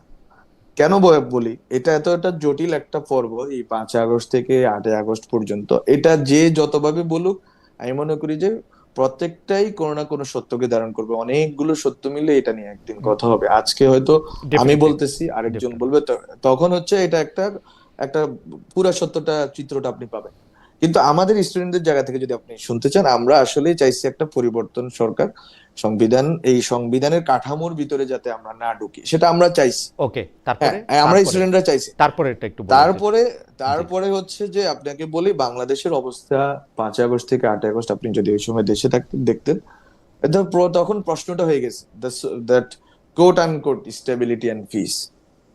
আপনি হিন্দুদের উপর হামলা, আপনি এর পরবর্তীতে আপনি 8 আগস্টের পরেও যদি দেখেন, একটা দীর্ঘ সময় পর্যন্ত একটা একটা অস্থিরতা, এই অস্থিরতা কিন্তু যে কোনো গণ অভ্যুত্থান বিপ্লবের পরে এই অস্থিরতাটা হয়, এই অস্থিরতাটাকে আপনি মানে কনসলিডেট করার জন্য সাংগঠনিক ফোর্স আপনার ছিল, আমাদের ছিল না।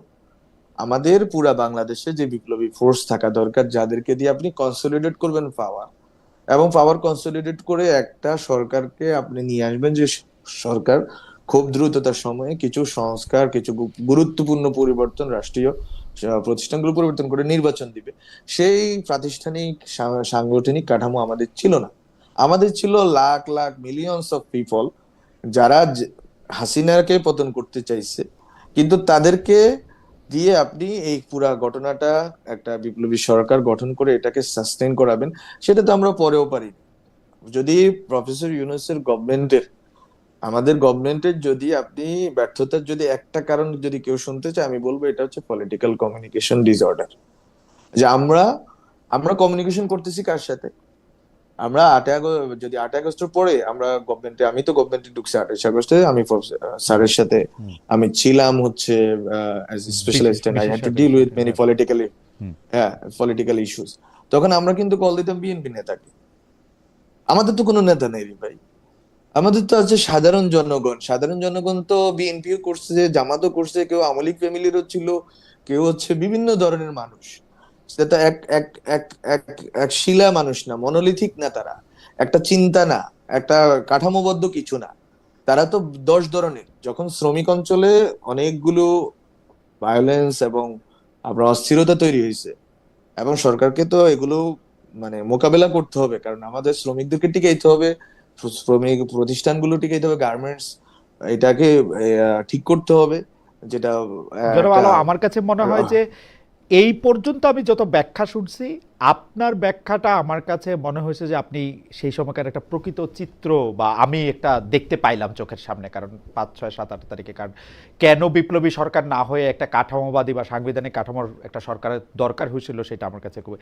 কিন্তু আমার একটা প্রশ্নও আছে, আপনি কিন্তু খুবই মানে খোলা মনে আপনি স্বীকার করে নিলেন যে বৈষম্য বিরোধী ছাত্র আন্দোলন বা যারা এই গণ অভ্যুত্থানটা ঘটাইছে, যারা এই নেতৃত্ব দিতেছিল, তাদের তো ওই সাংবিধানিক মানে ওই সাংগঠনিক কাঠামো ছিল না যাতে তারা এই ব্যাপারগুলি কন্টেইন করতে পারে। আপনি যারা সংখ্যালঘু তাদের উপরে হামলার কথা বলছেন, শ্রমিকদের সাথে এক ধরনের সংঘর্ষের কথা বলছেন, পুলিশ বাহিনীর কথা আপনি বলেন না, আমি বললাম, ইত্যাদি নানা রকম।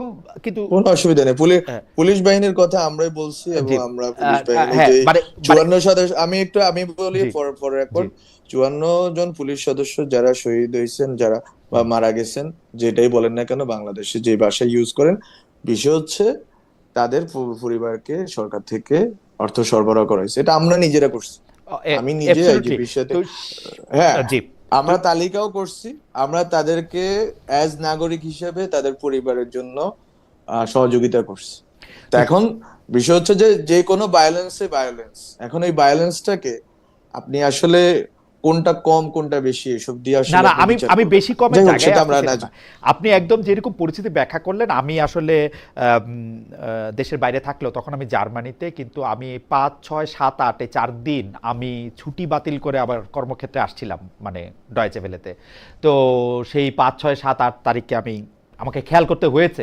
তো আমি আপনার কাছে আমার প্রশ্ন, আপনি কিন্তু বললেন যে ছাত্রদের কিন্তু সেরকম সারা দেশব্যাপী একটা সাংগঠনিক কাঠামো ছিল না যেখান থেকে একটা আপনারা কোন একটা নির্দেশ দিলেন বা কোন একটা স্বেচ্ছাসেবক বাহিনী তৈরি করে তাদেরকে রক্ষা করতে চাইলেন, সেটা আসলে সম্ভব ছিল না। কিন্তু যাদের ছিল, অর্থাৎ যেগুলি পুরনো রাজনৈতিক দলগুলা, বিএনপি, জামায়াত বা যারা অন্যভাবে ছিল, তাদেরকে কি আপনি ওই সময়কার এইসব পরিস্থিতির জন্য দায়ী করেন যে তারা এটা কন্টেন্ট করতে পারেনি বা কিছু ক্ষেত্রে ইন্ধন জুগিয়েছে?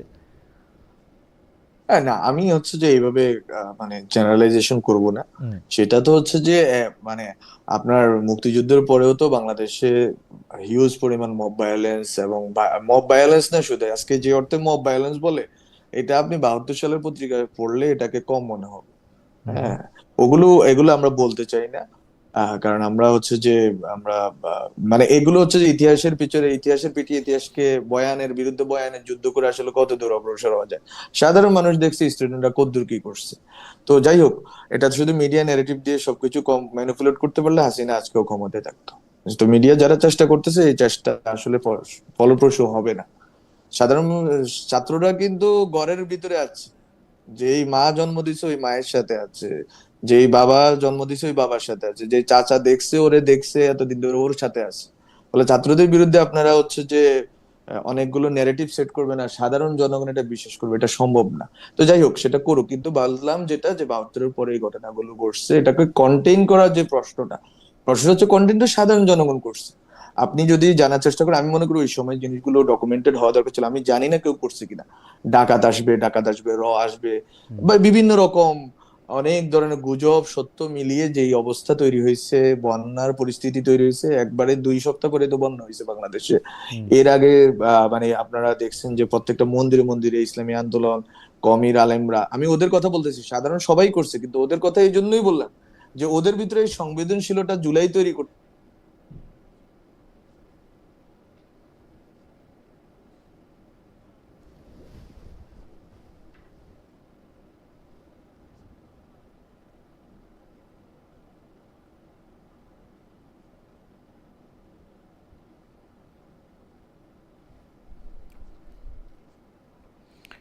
মাহফুজ সাহেবের সংযোগটা আমরা মানে আমরা লুজ করেছি। আমরা দেখি যে এটা আবার পাওয়া যায় কিনা। অনেকগুলি অনেকগুলি বিষয় নিয়ে আসলে যেসব প্রশ্ন ও দর্শকদের মধ্যে থেকে কেউ কেউ করছেন, তাদের মধ্যে থেকে অনেকে মনে করতেছেন যে লোডশেডিং হয়েছে, অনেকে ওই সময় জনাব মাহফুজ আলম এবং ডক্টর মোহাম্মদ ইউনূসের যে ক্যাবিনেট আছে তাদের কর্মকাণ্ড নিয়ে কথা বলতে চাচ্ছেন।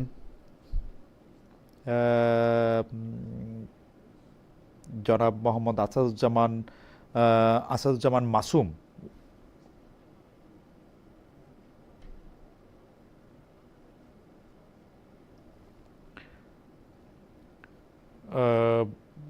জনাব আসাদুজ্জামান মাসুম উনি বলছেন খালেদ ভাই মাহফুজদের পলিটিক্যাল স্ট্রাকচার না থাকার কারণে ইন্টারিম ফেল করেছে, রাইট, কিন্তু তাহলে মাহফুজ এখনো কোনো স্ট্রাকচারের বাইরে কেন, পলিটিক্যাল কোনো দলে নাই কেন?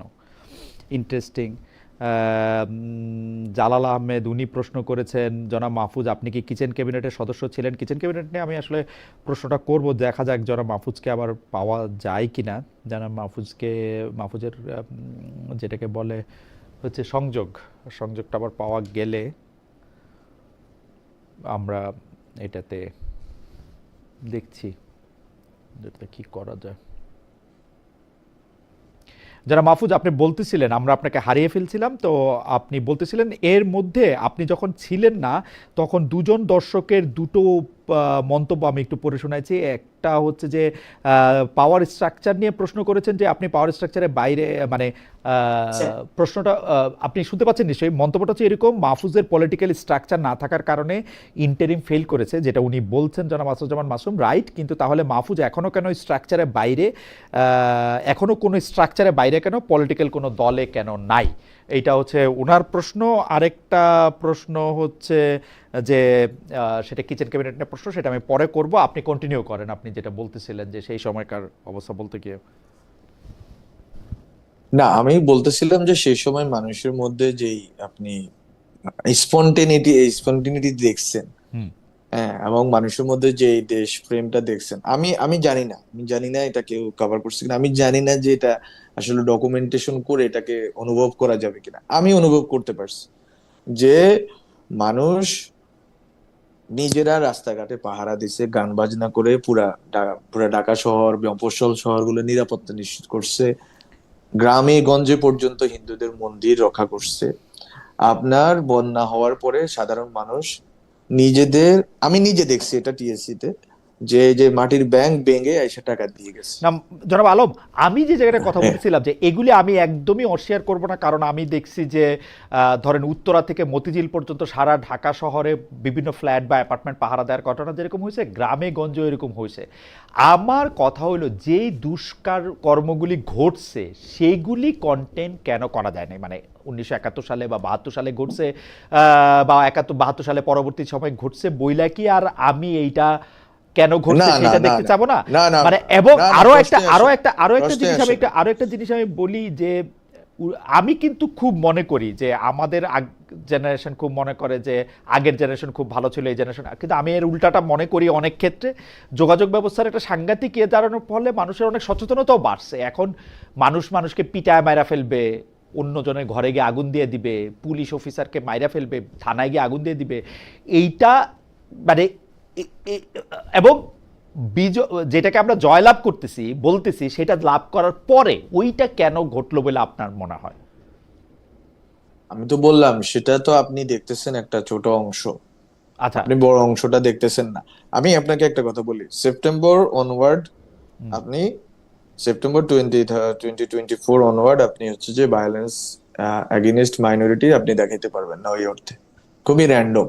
এটা এরপরে আবার কিছুটা সার্চ হয়েছে মাঝে মধ্যে, কিন্তু এটা দেখেন, আমি বলি তাহলে কন্টেইন করা গেছে।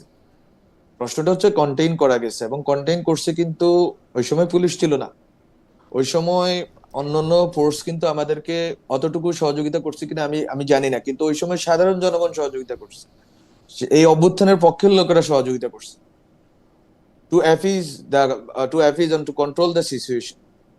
এটা কিন্তু খুবই না গুরুত্বপূর্ণ না একটা না না, পর্ব কিন্তু আমি বাংলাদেশের জানি না জনাব রাজনীতিতে। আলম আপনি কি আমার প্রশ্নটা এড়াচ্ছেন নাকি আমি আপনাকে প্রশ্নটা করতে পারতেছি না। না না, আমার কথা হলো, আমার কথা দিচ্ছি। হইলো যে আপনি সেপ্টেম্বর অনওয়ার্ড এগুলি করছেন, আমার কথা হলো আপনি জবাব দিতেছেন যে ভাই 16 কোটি 17 কোটি তো ঘটনা, এরকম ঘটনা 17টা ঘটছে। আমার প্রশ্নটা হইলো হাসিনা অন্যায় করছে, হাসিনা পালায় গেছে, এর মধ্যে সংখ্যালঘুদের যারা পুরাইলো, যারা ওই লোককে আক্রমণ করলো, তারা কারা আসলে? আপনারা কি এই জবাবটা আপনি দিবেন না আপনি যে তারা কারা, আপনি মানে হু আর আপনি দে? বললাম they if they are perpetrators, তাদেরকে আইনের আওতায় আপনি আনা হইছে, এখনো সুযোগ আছে, আনেন।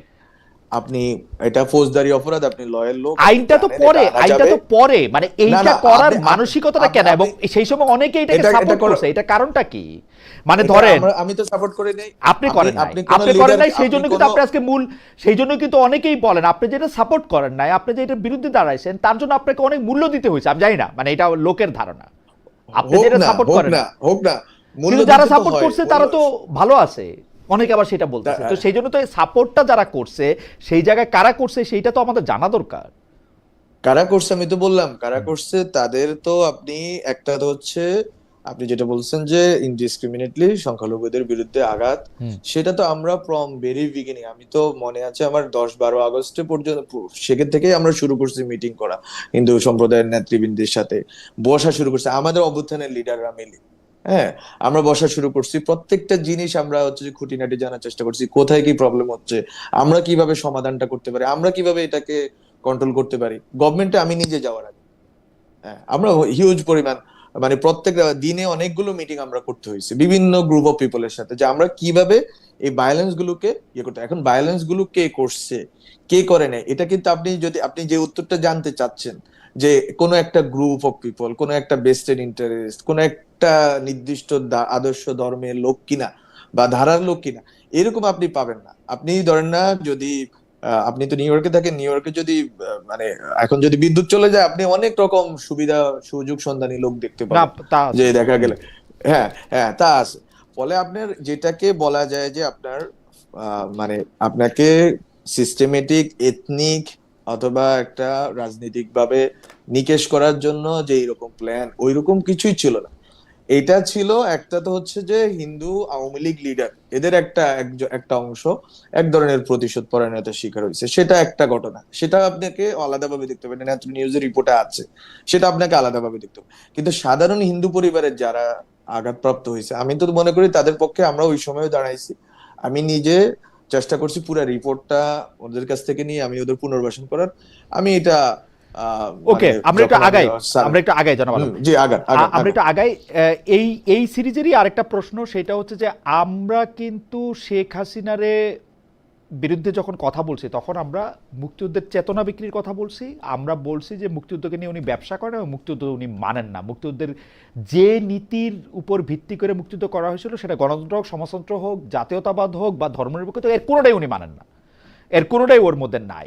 কিন্তু শেখ হাসিনার পতনের পর মুক্তিযুদ্ধের ভাস্কর্য ভাঙা হবে, স্বাধীনতা যারা আছে তাদের বিরুদ্ধে এটা করা হবে, এইটা কেন আসলো? আমি আবারও বলতেছি যে আপনি কিন্তু, মানে আপনাকে আমি আলাদা দেখি অন্য সবার থেকে, কিন্তু এই যে সবাই বা ক্ষমতার কাঠামো থেকে এইটাকে একটা প্যাট্রন, যদি আমি নাও বলি, আমি বলবো যে এইটাকে একটা ধামা চাপা দেওয়ার চেষ্টা, এইটা কেন? কারণটা কি? মানে এইটা প্রোটেক্ট না কইরা তাদেরকে ভালো বলার চেষ্টাটা কারণটা কি মুক্তিযুদ্ধের সাথে না, এটা কি? আমি মনে করি না এরকম এরকম ভাবে হয়েছে, আর আমি ভালো অন্যরা খারাপ এরকম না। না, আমি ঘটনা হচ্ছে ভালো আমি বলতেছি যদি না, মানে ভালো, আপনি আপনি অত বলেন আ- নাই আর কি, আ- যে ওটাও আমি ভাঙা উচিত। কারণ শেখ না না, হাসিনা, আমি কেন, যেমন শফিক আমি ভাইয়ের ভাঙার বক্তব্য, পক্ষে আমি না। বলি সরকারের বক্তব্য কিরকম, শফিক ভাইয়ের বক্তব্য হচ্ছে আচ্ছা ওই বিল্ডিং ভাঙা হইলো কেন, হাসিনা ওইখানে বক্তৃতা দিচ্ছে দেখে বিল্ডিং ভাঙা দিয়ে আসছে, মানে এটা কিন্তু শফিক ভাই জাস্টিফাই করছে। আচ্ছা, ওনার ওনার পয়েন্ট অফ ভিউ আমি ব্যাখ্যা করতে পারবো না, উনি ব্যাখ্যা করতে পারবেন। জি। আমি যেটা আমার পক্ষ থেকে বলতে পারি, হুম। সেটা হচ্ছে আমি যে কোনো ধরনের ভাঙাভাঙির বিরুদ্ধে আমি নিজে বারবার বলছি, এবং 32 ভাঙার দিনও আমি বলছি কথাটা। তো আমার পয়েন্টটা হচ্ছে কি, আমার পয়েন্টটা খুবই clear.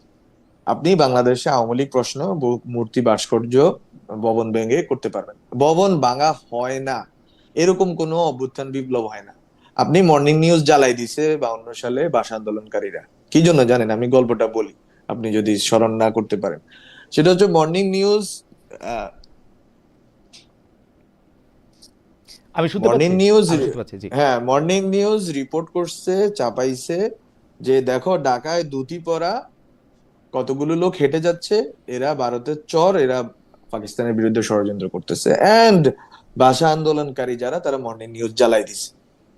and you can go through those newspapers if you want, আমার কাছে আছে, আমি আপনার পাঠাই দিব। না না, ঠিক তো আছে, না মানে না না না, আমি আমি আমার এখানে প্রশ্নটা অন্য, এখানে আমার প্রশ্নটা অন্য। এখানে এটাই প্রশ্ন ভাই। এখানে হচ্ছে যে যে কোনো স্থাপনা, যে কোনো রাজনীতিক, ভাই যেটাকে আপনি রাজনীতিক ভাই আপনি আপনি যখন ভাঙতেছেন তখন যে আপনি 7 জন বীরশ্রেষ্ঠর মূর্তি ভাঙছেন, অবশ্যই ভাঙবো না, না না, অবশ্যই 7 জন ভাঙবো না। বীরশ্রেষ্ঠের মূর্তি আপনি ভাঙছেন, আপনার যদি বাংলাদেশের উপর আক্রোশ না থাকে, আপনার যদি না না না, মুক্তিযুদ্ধের উপর আক্রোশ না আমি থাকে, ইউ বিশ্বে can not do it. Yes you can do it, but আমি বলছি যে বীরশ্রেষ্ঠদের ভাঙা বলেন, আপনি আইবেন তাজউদ্দিনেরও যদি ভাঙে এবং অন্যান্য লিডারদের, এই ভাঙাটাকে আমি তো জাস্টিফাই করতেছি না, কিন্তু আমি বলতেছি যে দেয়ার ওয়াজ এ না আপনি কন্ডিশন। না এই না, কোন আপনি শেখ দেয়ার হাসিনার উপরে রাগ আছে, শেখ হাসিনার উপরে রাগ থাইকা আপনার রাগ উপরের দিকে উঠছে, আপনার তার বাপের উপরেও রাগ হইলো, আপনি তার বিল্ডিং জ্বালা দিচ্ছেন, আপনি না, তার বাপের উপর তার বাপের উপর রাগ, কিন্তু তার বাপের উপর রাগ আমি বলি, আপনারা যদি এটা ইকুয়েট করতে চান তাহলে আপনারা যে জটিলতায় পড়বেন, সেই জটিলতাটা হচ্ছে যে আপনারা আসলে সঠিক ভুলের বাইরে চলে যাইতে হবে, একটা জায়গায় চলে যাইতে হবে যেটা একটা সুফিবাদী দ্বারা, কিন্তু ওখানে আপনি যাইতে পারবেন না কারণ আপনি পলিটিক্যাল। আমি বলি যে সেটা হচ্ছে যে শেখ হাসিনা তার বাবাকে বিক্রি করছে। শেখ হাসিনা ইভেন শেখ মুজিবুর রহমানকে বারবার বলা হয়েছে আপনি জাতির পিতা থাকেন, মহাত্মা গান্ধীর মতো আপনি আর ক্ষমতা নিয়েন না, আপনি থাকেন না আমাদের সবার অভিভাবক হয়ে।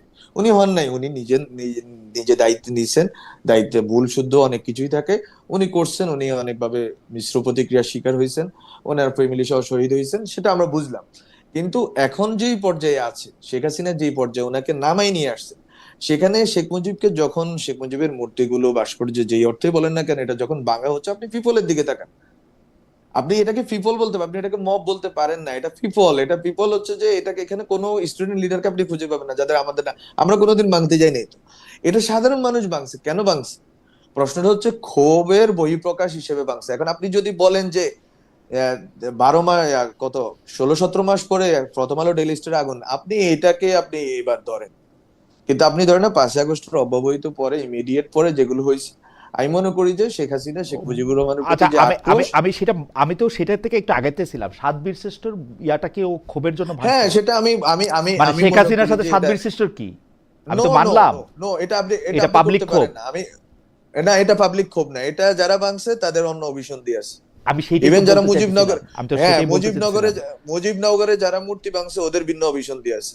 যারা ঢাকা বিশ্ববিদ্যালয়ের পাশের এই যে আপনার মানে জগন্নাথ হলের পিছনে এখানে যে মন্দির মূর্তি ভাস্কর্য ভাঙছে, ওদের ভিন্ন অভিসন্ধি আছে। দে আর নট আওয়ার পার্ট। আমি যদি সঠিক হই, তাহলে আমার সাথে সাথে বাংলাদেশে মিলিয়নস অফ পিপল এই আইডিয়া ধারণ করে, খালেদ ভাই। হুম। জুলাইয়ের পক্ষের হাজার লাখ লাখ লোক এই আইডিয়া ধারণ করে যে এই ভাঙাগুলো উচিত হয় নাই। আপনি শেখ হাসিনার প্রতি ক্ষোভ আছে, শেখ মুজিবের প্রতি ক্ষোভ আছে, কারণ শেখ হাসিনা শেখ মুজিবকে এই টেনে নামাইছে এখানে। It is Sheikh Hasina's fault. না না, সেইটা তো, হ্যাঁ সেইটা তো আমি হ্যাঁ, আলাদা করে 14 রাখলাম, আমি তো হ্যাঁ দেখতেছি যে আপনি হ্যাঁ, যখন 7 জন বীরশ্রেষ্ঠর এটার মধ্যে আপনি মুক্তিযুদ্ধের মুরালে আঘাত করতেছেন, আপনি মুজিবনগর না দিবস এটা আপনি করতে পারেন এটা না, করতেছেন, এটা আপনি করতে পারেন না, এইটা তো, এটা আপনি করতে এইটা পারেন তো না, আপনি ক্ষোভ থেকে আপনি করেন করতে না, এটা পারেন তো না এটা। পিপল করে নাই, পাবলিক করে না, এটা তো কোনো না কোনো একটা রাজনৈতিক ইন্ধনে এটা করা হয়েছে। হ্যাঁ হ্যাঁ হ্যাঁ, আমি তো এটা অস্বীকার অ্যাবসলিউটলি। করতেছি না, এবং আমি এটাকেই আমি বিরোধ করতেছি যে এটা জুলাইকে মুক্তিযুদ্ধের বিরুদ্ধে দাঁড়া করানোর একটা প্রক্রিয়ার ভিতর দিয়ে অনেকে এটা করছে, যে অভিসন্ধি যাদের ছিল তারা আমরা না। আপনি মুক্তিযুদ্ধের পরে যারা চোর চাচড়িগিরি করছে, যাদের কারণে শেখ মুজিবুর রহমান বলছে আমার কম্বলটা কই, তারা কি মুক্তিযোদ্ধা ছিল না? আপনাকে আমি বলি, একবার খুব ক্লিয়ার কাট কথা শুনেন, 71 থেকে 80-র দশক পর্যন্ত কোনো মুক্তিযোদ্ধাকে যায় রাজাকাররা হত্যা করে নাই। হুম। মুক্তিযোদ্ধারা মুক্তিযোদ্ধাদেরকে মারছে। হুম। তো আপনি কারে দোষ দিবেন? ফলে আপনাকে, কিন্তু এই জন্য কি আপনি মুক্তিযোদ্ধাদেরকে বলেন মুক্তিযুদ্ধ খারাপ? হুম। বলেন না তো। কারণ মুক্তিযুদ্ধ যখন ইভেন্টটা শেষ হয়ে গেছে 16ই ডিসেম্বর, এরপরে যে ম্যাস কিলিং, বিহারীদের উপর কিলিং, তারপর আপনার হচ্ছে যে নিজেদের মধ্যে অন্তর্কোন্দলে কিলিং, জাসদের উপর আমি কিলিং, আমি আমি দুইটা, এই আমি আমি হচ্ছে যে আপনি যেহেতু বারবার এই প্রসঙ্গটা আনতেছেন, আমি দুইটা জায়গা থেকে এটা দেখি। 1971 সালের পর থেকে যদি বিহারীদের উপরে, জাসদ ইত্যাদির উপরে, এটার সাথে কিন্তু একটা প্রপার্টির একটা সরাসরি রিলেশন ছিল। কারণ বিহারীদের ক্ষেত্রে তো আপনি এটা এখন গেলেই দেখতে পারবেন, মিরপুর 11 নম্বরে যান, মোহাম্মদপুরে যান, আমি তো এটা সরাসরি দেখতে পারবেন, নিশ্চয়ই এটা প্রপার্টির। কিন্তু যখন আমি ইডিয়ালিস্টিক জায়গা থেকে আসতেছি, আমি ওইটাও মাইনা নিলাম যে শেখ হাসিনা এমন এক জায়গায় বাংলাদেশের মানুষকে নিয়ে আসছে যেখানে তার বাবাকে নিয়েও এরকম অশ্রদ্ধা অসম্মান দেখাইতে পাবলিক গেছে। কিন্তু আমি যেটা বলতেছি যে ইডিওলজির জায়গা থেকে এই জিনিসটা কেমনে জনপ্রিয় হয় যে আমরা 71 সালে আমরা ভুলভাবে দেশ স্বাধীন করছি, 71 সালে এত লোক মারা যায় না, নো নো 71 নো সালে নো নো এই নো জায়গাটাতে মানুষ এগুলো কেমনে এগুলো সমর্থন করছে? এটা কি আপনারা এগুলো এটার মধ্যে এগুলো আমরা স্টেক বলি ছিল? নাই, এগুলো আমরা বলি নাই, নেভার। আচ্ছা। এগুলো যাদের বলা তারা বলছে, যাদের এটা দিয়ে রাজনৈতিক ফায়দা হাসিল করা ছিল তারা বলছে। হুম, আপনি 71 ভারতের কাছে বিক্রি করে দিয়েছে যারা, হুম। একটা অংশ ছিল, একটা অংশ বলছে এটা দ্বিজাতি তত্ত্বের অবসান হয়েছে, এটাও ছিল। 71 হাজার রকম, 71 ওকে। আপনার কাছে একরকম, না, 71 না, 71 ডেফিনিটলি, প্রত্যেকের কাছে ডেফিনিটলি, হ্যাঁ ডেফিনিটলি বলে 71 হাজার আপনার, রকম, হ্যাঁ, ডেফিনিটলি। এবং 47 হাজার রকম। পাকিস্তান আন্দোলন, আবুল হাশিমের পাকিস্তান আন্দোলন হচ্ছে বেসিক্যালি গ্রেটার বেঙ্গল করার আন্দোলন, মাওলানা ভাসানীর আন্দোলন, শেখ মুজিবুর রহমান, আমি শেখ মুজিবুর রহমানের একটা লেখা ওই সময় চাপানো হয়েছে 47 সালের, এটা আমি আমার রিসার্চের কাজে এটা ইউজ রাইট। করছি। আর হ্যাঁ, 47-এ শেখ মুজিবুর রহমান আমি নিজে আমি বক্তৃতা দিয়ে বলতেছে আমরা অখণ্ড বাংলা চাই। হুম, এখন ওই রাজনীতি যারা করছে, আর শাহজিজুর রহমান তখন বিরোধিতা করছে, হুম, সেই শাহজিজুর রহমান আবার পাকিস্তানের পক্ষে 71 সালে, আর শেখ মুজিবুর রহমান 71-এর নেতা। হুম, হুম। ফলে এগুলো প্রত্যেকটা রাজনৈতিক ঘটনারই অনেকগুলো চরিত্র দাঁড়ায়, আমার এবং কোনটা সহি চরিত্র কোনটা বেসহি চরিত্র সেটা তো আসলে ইতিহাস নির্ধারণ করবে। আর আমার আমার মনে হয় যে আমি একটু বর্তমান রাজনীতিতে ফিরে আসি। আপনার কাছে কি মনে হয় যে বাংলাদেশের, মানে আমি এই কথাটা প্রায় শুনি যে বাংলাদেশের বেশিরভাগ মানুষই আসলে 71 সালে যে বাংলাদেশটা স্বাধীন হয়েছে এইটার বাস্তবতাটা ঠিক অনুধাবন করে নাই, সেই জন্য এটাকে মুক্তিযুদ্ধ না বলে এটাকে গন্ডগোল বলে। অনেক মানুষই রাজনৈতিকভাবে এটার পক্ষে ছিল না, অনেক মানুষ এটা আসলে বুঝতেই পারে নাই, এবং সেটা ভারতের ষড়যন্ত্রে এবং চক্রান্তে পাকিস্তান থেকে তার আলাদা হইতে হয়েছে।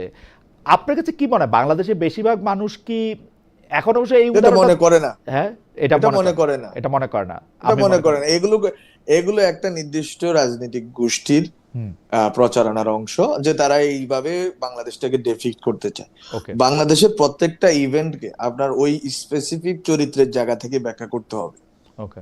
ওইটা যদি আপনি না করতে পারেন, তাহলে যেটা হবে যে আপনি নেগেশনের ভিতর দিয়ে আপনি যাবেন, আপনার কোনো জাতীয় চরিত্র দাঁড়াবে না। এই জন্য আমাদের এত খারাপ অবস্থা এই দেশ হিসেবে। ওকে। অনেকে বলে টাকা পয়সার কারণে, কিন্তু আপনার ন্যাশনাল কোনো ক্যারেক্টার নাই রে ভাই।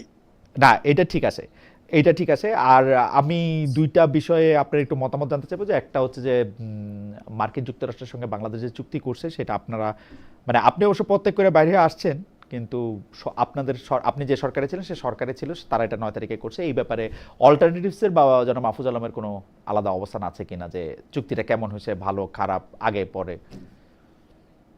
আমাদের এখানে খুবই ক্লিয়ার কথা, আপনি হুম, হচ্ছে ইমিডিয়েট রেজাল্টের জন্য যদি আপনি এটা করেন, তাহলে আপনি এটা করছেন, কিন্তু আপনি, আমি মনে করি যে এটা লং টার্মে এটা বাংলাদেশের স্বার্থের জায়গা থেকে অনেক ক্ষেত্রে আমাদেরকে ক্ষতিগ্রস্ত করবে। বিশেষ করে আমরা যে কথাগুলো বলতেছি, আমাদের নিজস্ব জ্বালানি, আমাদের নিজস্ব ফসলের প্রশ্ন, আমাদের নিজস্ব যে শিল্পের প্রশ্ন, এগুলোতে আমাদেরকে বাধাগ্রস্ত করবে। এবং সরকারকে এটা যত দ্রুত করা যায় রিভিজিট করা উচিত, বসা উচিত আবার এই নেগোসিয়েশনে, and they should think about their slogan যে বাংলাদেশ ফার্স্ট। তারপরে তারা যা ইচ্ছা ট্রিটি করুক, কোনো অসুবিধা নেই, যে কোনো দেশের সাথে ট্রিটি হইতে পারে। আপনি চুক্তিটা দেখছেন কিনা, এটা কি বাংলাদেশের পক্ষে গেছে বা? আমি আমি চুক্তিটা দেখি না, কারণ আমার সময় ক্যাবিনেটে এটা তোলা হয়নি, আমি জানিও না এটা ওই সময়। হুম, আমরা জানতাম যে এটা একটা ট্রেড নেগোসিয়েশন, খলিল ভাই এবং ওই সময় যিনি ছিলেন বশির ভাই, ওনারা হুম, করতেছেন। হুম, তো ওনারা করছেন, ওনারা যাওয়া আসা করতেছেন নিয়মিত, এটা আমি জানি। ওই সময় আমি ওয়াশিংটনে নিজে গেছি যখন, হুম, নিউ ইয়র্কে, হুম, নিউ ইয়র্কে ছিলাম ওই যে আগস্ট মাসে বোধহয় আমার প্রোগ্রামে। হুম। তো তখনও আমি জানতাম যে এই কাজটা চলমান আছে, আমাদেরকে এম্বাসির লোকরা বলছে। তো এইটা চলমান আছে এটা আমরা জানি, কিন্তু এটা ডিটেলস আমি নিজে পড়ি নাই। আমার যেটা যতটুকু পত্রিকাতে কলাম এখানে সেখানে লেখা হয়েছে, এই জন্য আমি বলছি আমাদের কিছু স্বার্থগত জায়গাতে ইমব্যালেন্সড একটা জায়গাতে চলে গেছে। এটাকে আপনি যদি সরকার যদি বাংলাদেশ ফার্স্ট নীতি অবলম্বন করে, সরকারকে এটা রিকনসিডার করা উচিত, রিভিজিট করা উচিত, রিনেগোশিয়েট করা উচিত। একজন দর্শক জালাল আহমেদ উনি বলতেছেন, খালেদ ভাই আজ 3টি টকশো গেল কিন্তু বাজেট নিয়ে কোনো আলোচনা না করা কারণ কি? ভাই জুন মাসের 9 তারিখে বাজেট নিয়ে প্রোগ্রাম করেছি আমি, একটু প্রোগ্রামটা দেখেন, মানে বাজেট হওয়ার আগে বাজেট নিয়ে প্রোগ্রাম করা হয়েছে। আচ্ছা, আরেকটা বিষয় নিয়ে আমি একটু কথা বলি, সেটা হচ্ছে যে ডক্টর জাহেদ রহমান, মানে বাংলাদেশের সাথে ভারতের সম্পর্ক, বাংলাদেশের একজন উপদেষ্টা, উনি ভারতে গিয়েছেন, তাকে আসলে 2 ঘন্টা এখানে সেখানে বসিয়ে রাখা হয়েছে, অনেক প্রশ্ন করা হয়েছে, তিনি আবার সেখানে ফিরে আসছেন।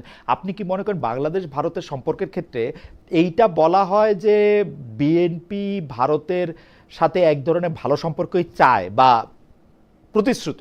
তো সেই ক্ষেত্রে এইটাকে আপনি আসলে কিভাবে বিশ্লেষণ করেন? মানে এইটা হচ্ছে এইটা জি। আমার মনে হয় যে আসলে এটা আপনি অনেকভাবে ব্যাখ্যা করতে পারেন যে হুম। বাংলাদেশে এখন ভারতের সাথে একটা শীতল পরিস্থিতি থেকে তারা ইলেকশনের পরে তারা নিজেরা ইলেকশন বারবার দাবি করছে। হ্যাঁ, দ্যাট ইজ ইন্টারেস্টিং। তারা গত 17 বছর ইলেকশন চায় না, বাট ইন্টারিম সরকারের সময় তারা বারবার ইলেকশন দাবি করছে যে ইলেক্টেড গভর্নমেন্টের সাথে তারা কাজ করবে। এখন ইলেক্টেড গভর্নমেন্টের সাথে তাদের কেন বনিবনা হচ্ছে না, তারা কেন এই টেনশন গুলো জিয়ে রাখতেছেন, এটা তারা ভালো বলতে পারেন। আমি কিভাবে বলবো এটা? ইন্ডিয়া আচ্ছা, ইন্ডিয়া আচ্ছা, কেন অনেকে যে ইমিগ্রেশনে বলেন, যারা মাহফুজ আলম, অনেকে যে বলেন যে খলিলুর রহমান সাহেব যিনি ছিলেন ডক্টর মোহাম্মদ ইউনূসের নিরাপত্তা উপদেষ্টা, তিনি যে জনাব তারেক রহমানের পররাষ্ট্রমন্ত্রী হলেন, অনেকে যে বলেন যে এটা আসলে ইন্ডিয়া এবং আমেরিকার কার্ড বা আমেরিকার চাপে পড়ে এই সরকারকে এটা করতে হয়েছে। আপনার কাছেও কি তাই মনে হয়, নাকি এটা একটা ধরেন খলিল সাহেব এত যোগ্য লোক যে তাকে নিতেই চাইছে বিএনপি, সেই জন্য তাকে নিছে? আপনার কাছে কোনটা মনে হয়? এটা এটা বিএনপি ভালো বলতে পারবে ভাই, আপনার বিএনপি কাছে তো কি আমি মনে করি না। হয়? মানে আপনার কাছে কি আমার মনে হয় যে মানে আমার একজন অন্তর্বর্তীকালীন সরকারের উপদেষ্টা এত গুরুত্বপূর্ণ যে তাকে পররাষ্ট্রমন্ত্রী হিসেবে বিএনপির মতো এরকম একটা পুরনো দলে নিতে হবে? মানে এটা আপনার কাছে কি মনে হয়? বিএনপি টেকনোক্রেট নিতে অভ্যস্ত, টেকনোক্রেট বিএনপি সেই অনেক আগে থেকেই নেয়। নেয়, তো এটা কিন্তু আসলে হ্যাঁ, টেকনোক্রেট মানে হচ্ছে, সেটা টেকনোক্রেটদের মধ্যে তো বিএনপি মানে ধানের শীষ মার্কা টেকনোক্রেটও অনেক আছে। মানে এই ডক্টর মোহাম্মদ ইউনুস মার্কা এখন টেকনোক্রেট কেন নিতে এখন হলো? না না, আপনি কোনটা দানেশিস কোনটা ডক্টর মোহাম্মদ ইউনূস এটা তো আপনি কিভাবে জানেন? আমি জানি না, আমি আচ্ছা, জানতে পারিনি। আচ্ছা। না, এইটাও এটা একটা কি ভালো কথা দানেশিস? এটাও একটা ভালো কথা বলছেন, কারণ আমাদের এই অনুষ্ঠানের প্রেক্ষিতে আমি এই উপসংহারে আসছিলাম যে ডক্টর খলিলুর রহমান আগে থেকেই বিএনপির লোক, বিএনপি বরং আপনাদের মধ্যে ওনাকে প্ল্যান করছিল, এবং ডক্টর মোহাম্মদ ইউনূস যেহেতু কিছুই বোঝেন না, উনি এটা বুঝতে পারেন নাই, শুনেন, এটা হইতে এটা পারে। এটা এটা এটা একটা মজার যে আমরা ধরেন এই যে এতগুলো স্পেকুলেশন করতেছি, হুম। কিন্তু এখানে স্পেকুলেশনের চেয়ে আসলে আমাদের এটা পলিটিক্স স্পেকুলেশন এবং হচ্ছে ব্লেমিং গেমিং সবকিছু, কিন্তু আমার যেটা মনে হয় যে আসলে বাংলাদেশে পররাষ্ট্র মন্ত্রণালয় এই জিনিসটা খুবই ইম্পর্টেন্ট একটা জায়গায় চলে গেছে, এবং জিও পলিটিক্যাল যে টেনশন আমরা পড়ে আসতেছে আমাদের গাড়ির উপরে। হ্যাঁ, এটা এই ক্ষেত্রে আমার মনে হয় যে বিএনপি যদি যেটা ভালো মনে হয় তারা করছে, এবং বিএনপি এটা ভালো বুঝতে পারবে কাকে দিয়ে তারা এই টেনশনটাকে মিটিগেট করতে পারবে এবং ম্যানেজ করতে পারবে। এটা বোধহয় তাদের একটা চিন্তা ছিল। এর বাইরে আমি জানি না আসলে এটা আহ আগে পরে কিভাবে কি হইলো, কে কার হয়ে খেললো। কারণ হচ্ছে খেলাটা তো আসলে আপনি বুঝতেও পারবেন না, যদি খেলোয়াড়ের খেলা এই হয় তাহলে আপনি বুঝতে পারবেন কিভাবে, আর যদি খেলা আপনিই বুঝে যান তাহলে খেলোয়াড় খেলোয়াড় হইলো কিভাবে? না, সেটা ঠিক আছে, কিন্তু ধরেন আবার একটা পুরনো কথা কইতে হয় যে ইলেকশনটা একটা গেল, সেইটারে আপনি একটা ভাগ বাটোয়ারার ইলেকশন আপনি বলছেন। বাইরে এটা তো কইয়া দিছি কথা, আগে তো একবার কইছি। আবারও বলেন, আর আবারও একটু বলেন, অল্প একটু বলেন, আপনি একটু বলেন যে এখন এই বাটোয়ারা থেকে, মানে আমার প্রশ্নটা ওই বাটোয়ারা পর্যন্ত না, মানে যে জুলাই স্পিরিট ছিনতাই হয়ে গেছে বলে মানে বা অনেকে বলে থাকেন, আমি আপনার কথা যদি নাও বলি, ক্ষমতার মূল নিয়ন্ত্রক যুক্তরাষ্ট্র, এটা যদি আমরা নাও বলি, এই জায়গা থেকে কি আসলে আর ফিরে আসা সম্ভব? মানে মানুষ তো ওইটাই চাইতেছে মনে হয়, তাই না? এগুলো আসলে কোনোটাই স্থির কিছু না। হুম, হুম। হ্যাঁ, আমরা একসময় ভারত, একসময় ইন্ডিয়া, একসময় আমি আমি চিন্তা করি কবে ঢাকা উইল, আমরা একটা স্লোগান আছে আমি নিজের লেখায় লিখছি, Dhaka will be the centre. আমি আচ্ছা। ওইটার অপেক্ষায় আছি। এর এক পর্যন্ত কে কি করলো এটা আমরা দেখার দরকার নেই। আমাদের টার্গেট কি? আমরা যদি আমাদের ইয়াং জেনারেশন বলি, এবং আমি মনে করি এনসিপি করুক যেই দলে করুক না কেন, আমাদের জেনারেশন এই ক্ষেত্রে একমত যে ঢাকাকে সেন্টার বানাইতে হবে, সেন্টার অফ গ্র্যাভিটি বানাইতে হবে এই অঞ্চলে। ওকে। শেষ। আমাদের আমাদের স্বপ্ন এত বড়, এটা হচ্ছে কথা। এবং এটা বানানোর জন্য আমাদেরকে স্বনির্ভর হইতে হবে, আমাদের প্রতিষ্ঠানগুলোকে শক্তিশালী করতে হবে, এবং আমাদের রাজনৈতিক কালচার ঠিক করতে হবে, আমাদের রাজনৈতিক ভাবে সংগঠিত হইতে হবে। আমাদেরকে আরো আমাদের যে ব্যর্থতা আছে, আমাদের যে কমতি আছে, এগুলো থেকে শিক্ষা গ্রহণ করে আমাদেরকে প্রস্তুত হইতে হবে। আমরা ওই দিকে তাকাই আছি। এক সময় একজন আসবে, খেলবে, এটা কোথায় নাই? এটা কোন দেশে অন্য দেশ প্রভাবিত করার চেষ্টা করে না? শুনেন খালেদ ভাই, আমি একটা কথা বলি, আমি এটা বলছি অনেকবার, এখন আজকে আপনার হুম। সুবাদে অনেককে বলতে সুযোগ পাচ্ছি। সেটা হচ্ছে অনেকে বলে না ভারতের ষড়যন্ত্র বাংলাদেশের ভিতর। আমি তো মনে করি এটা ভারতের foreign policy. Why don't you have a foreign policy? মানে বাংলাদেশকে আমি বলতেছি, হুম। আপনার ভারতের ফরেন পলিসির অংশ বাংলাদেশে সে হেজিমনি রাখবে, সে এটা, তো এটাকে সে করতলগত করে রাখবে, এটা তো তার ফরেন পলিসি পলিটিক্যাল ফিলোসফির অংশ, তাই না? এটা তো, এটা সে একটা রাষ্ট্র হিসেবে করতেছে। বাংলাদেশ কোথায়? মানে ডক্টর বাংলাদেশ যদি এক্সিস্ট করতে চায়, তাহলে তো বাংলাদেশের নিজস্ব তো প্ল্যান থাকতে হবে। আমরা কি করব এই সবগুলো গ্লোবাল পাওয়ারের সাথে, আমরা কিভাবে নেগোশিয়েট করব, আমরা কিভাবে আমাদের সেরাটা আদায় করে নিব, ওইটাই আমরা চাই। আমরা আমরা প্রায় শেষ পর্যায়ে চলে আসছি। আমরা দর্শকদের কাছে জানতে চাইছিলাম যে যুক্তরাষ্ট্রের সঙ্গে হওয়া বাণিজ্য চুক্তি বাংলাদেশের অবস্থান শক্তিশালী করতে ভূমিকা রাখবে সংসদে বলেছেন পররাষ্ট্রমন্ত্রী ডক্টর খলিলুর রহমান। প্রিয় দর্শক, এই কথা সমর্থন করেন কিনা? শতকরা 26 ভাগ এই দর্শক একথা সমর্থন করেছেন, 74 ভাগ সমর্থন করেন নাই। 10,000 দর্শক ভোট দিয়েছেন। আমি দুইটা বিষয়ে শুধু এখন আপনার দৃষ্টি আকর্ষণ করতে চাই। একটা বিষয় হচ্ছে আপনি অন্তর্বর্তী সরকারের মানে বিশেষ উপদেষ্টা বা বিশেষ সহকারী ছিলেন যখন মানে উপদেষ্টা পদমর্যাদায়। সেই সময় ডক্টর মোহাম্মদ ইউনূসকে আপনি গাইড মানে কি, আপনি বিভিন্ন বিষয়ে আপনি তাকে পরামর্শ দিতেন, কিন্তু পরে আবার আমরা দেখতে পাচ্ছি যে উনার একটা কিচেন ক্যাবিনেটের কথা প্রায় হচ্ছে, যে মানে শব্দটাই কেমন এত বেশি ক্লিশে হয়েছে, মানে বিশেষ কিছু লোকের সাথে তার বেশিরভাগ সিদ্ধান্তের বিষয়ে উনি বৈঠক করতেন বা আলোচনা করতেন। এর মধ্যে আপনি ছিলেন কিনা, যে ওই বিশেষ বা কতটা সময় পর্যন্ত ছিলেন, যেহেতু আপনি উপদেষ্টা হওয়ার আগে বিশেষ সহকারী হিসেবে সব বিষয়ে উনাকে আপনি কিছু না কিছু পয়েন্ট দিয়েছেন বলে আমরা জানি। না না না, এটা হচ্ছে প্রথম কথা, হচ্ছে বিশেষ সহকারী হিসেবে I do not have any specific rule. That's why আমার you have the specific, whole rule, মানে ইন নো জেনারেল নো, মানে তো পুরোটা I সার্বিক। didn't have the whole role. I didn't have the whole role. এটা জি। হচ্ছে যে interim government is a like, কি বলা যায়, এটা খুবই ইন্টারেস্টিং একটা ফেনোমেনা।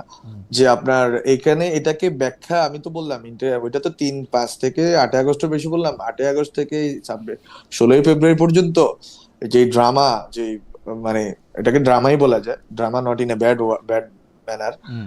বাট মানে আপনি যদি ধরেন আর কি, হুম। ও এইখানে যে যে মানে অনেক ধরনের মানুষ অনেক ভাবে অ্যাক্ট করছে, এবং আমাকে যেভাবে এই যে ডক্টর মোহাম্মদ ইউনূসকে চালাচ্ছে, ডক্টর মোহাম্মদ ইউনূসকে, হ্যাঁ। এগুলো হচ্ছে কি জানেন, স্কেপ গোটিং। মানে আমরা যা যা করব সবকিছুর দায়িত্ব একটার উপরে দিতে হবে, ওই একটাটা কে হবে, হুম। হ্যাঁ, এরকম একটা দেখে আমরা একটু স্কেপ গোট বানাবো। তাহলে এইটা নিয়ে আমার আলোচনা এই পর্যন্তই, যে মানে এটা আসলে কোন সরকারি, কোন এক ব্যক্তি, ইভেন যিনি যিনি রাষ্ট্রের প্রধান হন, সরকারের প্রধান হন, উনিও নিজে একা ডিসিশন নিতে সবসময় পারেন না। Hmm. Hmm. This is a collective process.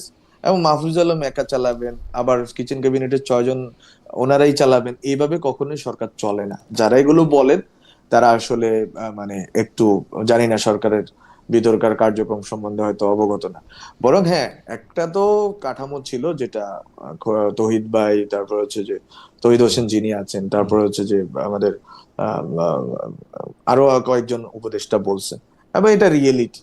এবং ওইটাতে স্টুডেন্টরা ছিল না, আমি তো বলি না শুধু আমি ছিলাম না, স্টুডেন্টরাই ছিল না। এবং এটা আমি ডিডব্লিউ তে বলছি, from very first month student were just out, যে আমরা হচ্ছে যে এই মুরব্বীরা বসে ডিসিশন হবে, এবং মুরব্বীরা বসে হ্যাঁ, কিন্তু মুরব্বীরা বসে, ডক্টর ইউনূস যে বলতেছেন যে স্টুডেন্টরাই আমাকে নিয়োগ দিয়েছে, স্টুডেন্টদের জন্য, নিয়োগ তো আমরা দিছি, এটা তো অসত্য না, হ্যাঁ। এটা তো অসত্য না। কিন্তু উনি কাদের সাথে বসবেন এটা তো তার পছন্দ। আপনি ধরেন না, নিয়োগ আপনাকে দেওয়া যেতে পারে, কিন্তু এরপরে নিয়োজিত হওয়ার পর আপনি কি করবেন, সেটা তো ব্যক্তির ইচ্ছা। এবং নিয়োজিত হওয়ার পর যদি আপনি তাকে কন্ট্রোল করতে চান, তাহলে তো ওই ব্যক্তিকে আপনার এত বড় দায়িত্ব নিয়োগ দেওয়ার দরকার ছিল না। তো আমরা তো তাকে কন্ট্রোল করার জন্য ওখানে বসি না। আমরা যেটা কিন্তু উনি করছি, আপনাদেরকে বাদ দিল কেন? উনি আমাদেরকে বললাম তো, এটা মুরব্বীদের বৈঠক, আমি এভাবে বললাম গ্রামের ভাষায়, মুরব্বী যেটা তো মানে এটা তো শাস্ত্রে মানে 25 বছর বাইরে বয়সের আমার পরে তো পিতা পুত্র। যাই হোক, আপনি আমি আপনাদের, মুরব্বীদের বৈঠক বললাম, এটা হ্যাঁ, আপনি বুঝে নেন, এবং সাধারণ জনগণ বুঝে নেন এটা কি তো সব বলছি। সাধারণ জনগণে অনেক বেশি বুঝছে, কিন্তু ঘটনা হইতেছে যে আপনারা মানে আপনাদের কাঁধে বন্দুক রাইখা মুরব্বীরা বৈঠক করবে, এটা কেমন কথা? আপনাদের থেকে নিযুক্ত হইয়া মুরব্বীরা বৈঠক করবে, এটা কেমন কথা? মুরব্বীরা তো ছিলই, তাহলে মুরব্বীদের ভাগাইছেন কেন? শেখ হাসিনাও তো মুরব্বী ছিল, শেখ হাসিনার ভাই ইয়ার মধ্যে কি মুরব্বী কম ছিল নাকি? তো মুরব্বী সব।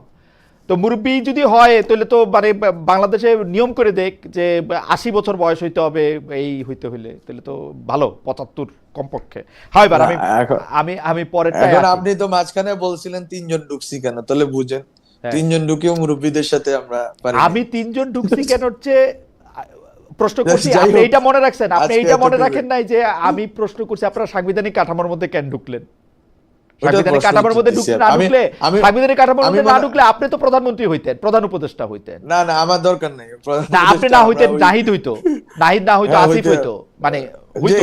আমরা যে যে কেউ হইতে পারতো, হ্যাঁ, তো এটা সেটাও সাধারণ তো সেটাও জনগণের তো ব্যাপারটা না। সেটাও তো আচ্ছা। যাই হোক, আমি আমি যেটা জানতে চাইছি, আপনারা যারা অন্তর্বর্তীকালের সাবেক উপদেষ্টা ছিলেন তাদের সাথে কি আবার একটা দেখা সাক্ষাৎ হয়? মানে সাবেক উপদেষ্টাদের একটা ক্লাব কি আছে এই মিষ্টি টিষ্টি খাওয়ার জন্য, এই খাওয়ার জন্য? আমি একবার খালি দেখছিলাম উপদেষ্টা পদ থেকে যাওয়ার পরে জনাব ফাজিল কবির খানের বাসায় মনে হয় একটা গ্রিল পার্টির ওই মতো। মিটিং এ কোন স্টুডেন্টকে দেখছেন? না দেখি নাই। আপনারা বাদ পড়ছেন ওইটা এ- তো, এ- মানে রিটায়ার্ড হয়ে বাদ। তাহলে মানে ও এটা তো আপনার মুরব্বীদের, দেখেন, আপনি আগেই বলে দিয়েছেন এটা তো মুরব্বীদের, রাইট? আর আমি আপনাদের দেখি যেটা, সেটা হচ্ছে যে আপনি কোনো কিছু একটা লিখলে সেইটার বা ফেসবুকে লিখলে আপনাকে তো বিভিন্ন ধরনের প্রতিক্রিয়ার সম্মুখীন হতে হয়। আমার ধারণা ঘরে বাইরে ক্রিয়া প্রতিক্রিয়ার চাপে আপনি অনেক সময় সেটাকে সামনে আনেন, পিছিয়ে আনেন, এডিট করেন, কখনো বাদও দেন। কিন্তু আমি যেটা খেয়াল করি, উপদেষ্টাদের মধ্যে কেউ না কেউ আপনার বক্তব্যের একটা জবাব দিতে চেষ্টা করেন। এইটা কি মানে এইটা কিরকম? আবার পাশাপাশি আমি এইটা খেয়াল করি, অন্তর্বর্তী সরকারের কোনো কাজকে সবচেয়ে বেশি ডিফেন্ড করতে চেষ্টা করে হচ্ছে এনসিপি। এইটার মধ্যে কি কোনো মানে কোরিলেশন আপনি দেখতে পান? মানে ধরেন আমি এখন একটা কথা বললাম, ডক্টর মোহাম্মদ ইউনূস হামের টিকা না কিনা বা পরিবর্তন করে ভালো কাজ করে নাই, দেখা গেল এনসিপির অনেকে আইসা আমার উপরে ঝাঁপায় পড়ছে যে আমি কিছু জানি না, বা সালমান এফ রহমানের এখানে চাকরি করতো, এরকম কিছু একটা কয়ে দিল। এটা কারণটা কি এখানে আসলে? খালেদ, খালেদ ভাই এখানে একটা প্রশ্ন আছে। এখানে হ্যাঁ, প্রশ্নটা হচ্ছে মানে আপনি যদি সেম লোক যারা জুলাইয়ের বিরুদ্ধে দাঁড়াইছে, হুম, হুম। সেম লোকেরা যদি হামের প্রশ্ন নিয়ে নেমে সে মোহাম্মদ ইউনূসকে বা প্রফেসর মোহাম্মদ ইউনূসকে হ্যাঁ ঘায়েল করার চেষ্টা করে, ওনার যদি ভুল থাকে সেটা নিয়ে আপনি সরকার ক্ষমতায় আছে তাদেরকে তদন্ত করতে বলেন, পুরো প্রক্রিয়া অনুসরণ করতে বলেন। কিন্তু পুরো জিনিসটা যে ফ্রেমিংটা হচ্ছে মিডিয়া ফ্রেমিং, আমার সময় থেকে হয়েছে, আমরাও এটা নিয়ন্ত্রণ করতে পারি না। এটা অলিগার্কদের পত্রিকা, ওরা যা ইচ্ছা তা লিখবে না। আমাদের তো, আমরা তো চাপোষা মানুষ, আজকে আছি কালকে নেই গভর্নমেন্টে। ওনারা তো সারা জীবন আছেন, সব গভর্নমেন্টের সাথে ওনারা থাকেন। ফলে এই অলিগার্কদের পত্রিকা তো আপনি বন্ধ করতে পারবেন না। ঢাকা শহরে তো মানুষ মানে কান জ্বালাপালা করছে আমার পত্রিকা বন্ধ করেন না কেন। আরে ভাই, আমি তো বললাম আমি তো শেখ মুজিব না, আমি পত্রিকা বন্ধ করবো কেন? আমার কাজ পত্রিকা বন্ধ করা না।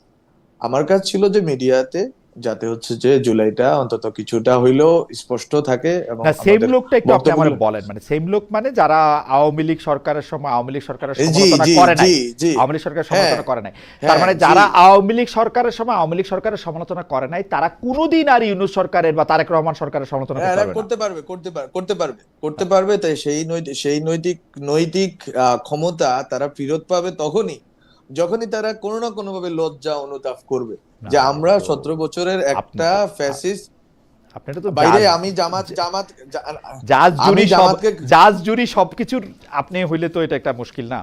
আমি হইলাম না, আপনিই হন। হ্যাঁ, আপনি জুলাইয়ের পক্ষ যেহেতু আপনি নিজেকে বলতেছেন, তাহলে আপনিই হন না, আপনি হয়ে ওদেরকে এই কাজটা আমি একটা করতে কথা দেন। বলি, আমি কোনো পক্ষ হইতেছি না হইতেছি সেটা আমি বলতেছি না। আমার কথা হইলো যে আমি মনে করি আমার কোনো অপরাধ যদি আমি করি তা আমার বিরুদ্ধে একটা ফৌজদারি মামলা হইতে পারে, কিন্তু আমি ওই সময় এইটা করি নাই এই জন্য এখন এটা করতে পারবো না, এইটা একটা আমার কাছে বায়নার মতো লাগে। আমার না, যদি এটা কোনো আমি বলি অপরাধ না, থাকে, এটা আমি বলি না, এটা আমি বলি না। আপনি ওই সময় করেন না, এটাতে না, যতটা না আপনি এটাকে পজিটিভ, পজিটিভ বলতে ইতিবাচক অর্থে বলতেছি না, মানে অন্য মানে হুম, থিওরিটিক্যালি পজিটিভ অর্থে বলতেছি। ধরেন না আপনার কি, আপনি এটা বলেন যে সে আওয়ামী লীগকে সার্ভ করছে।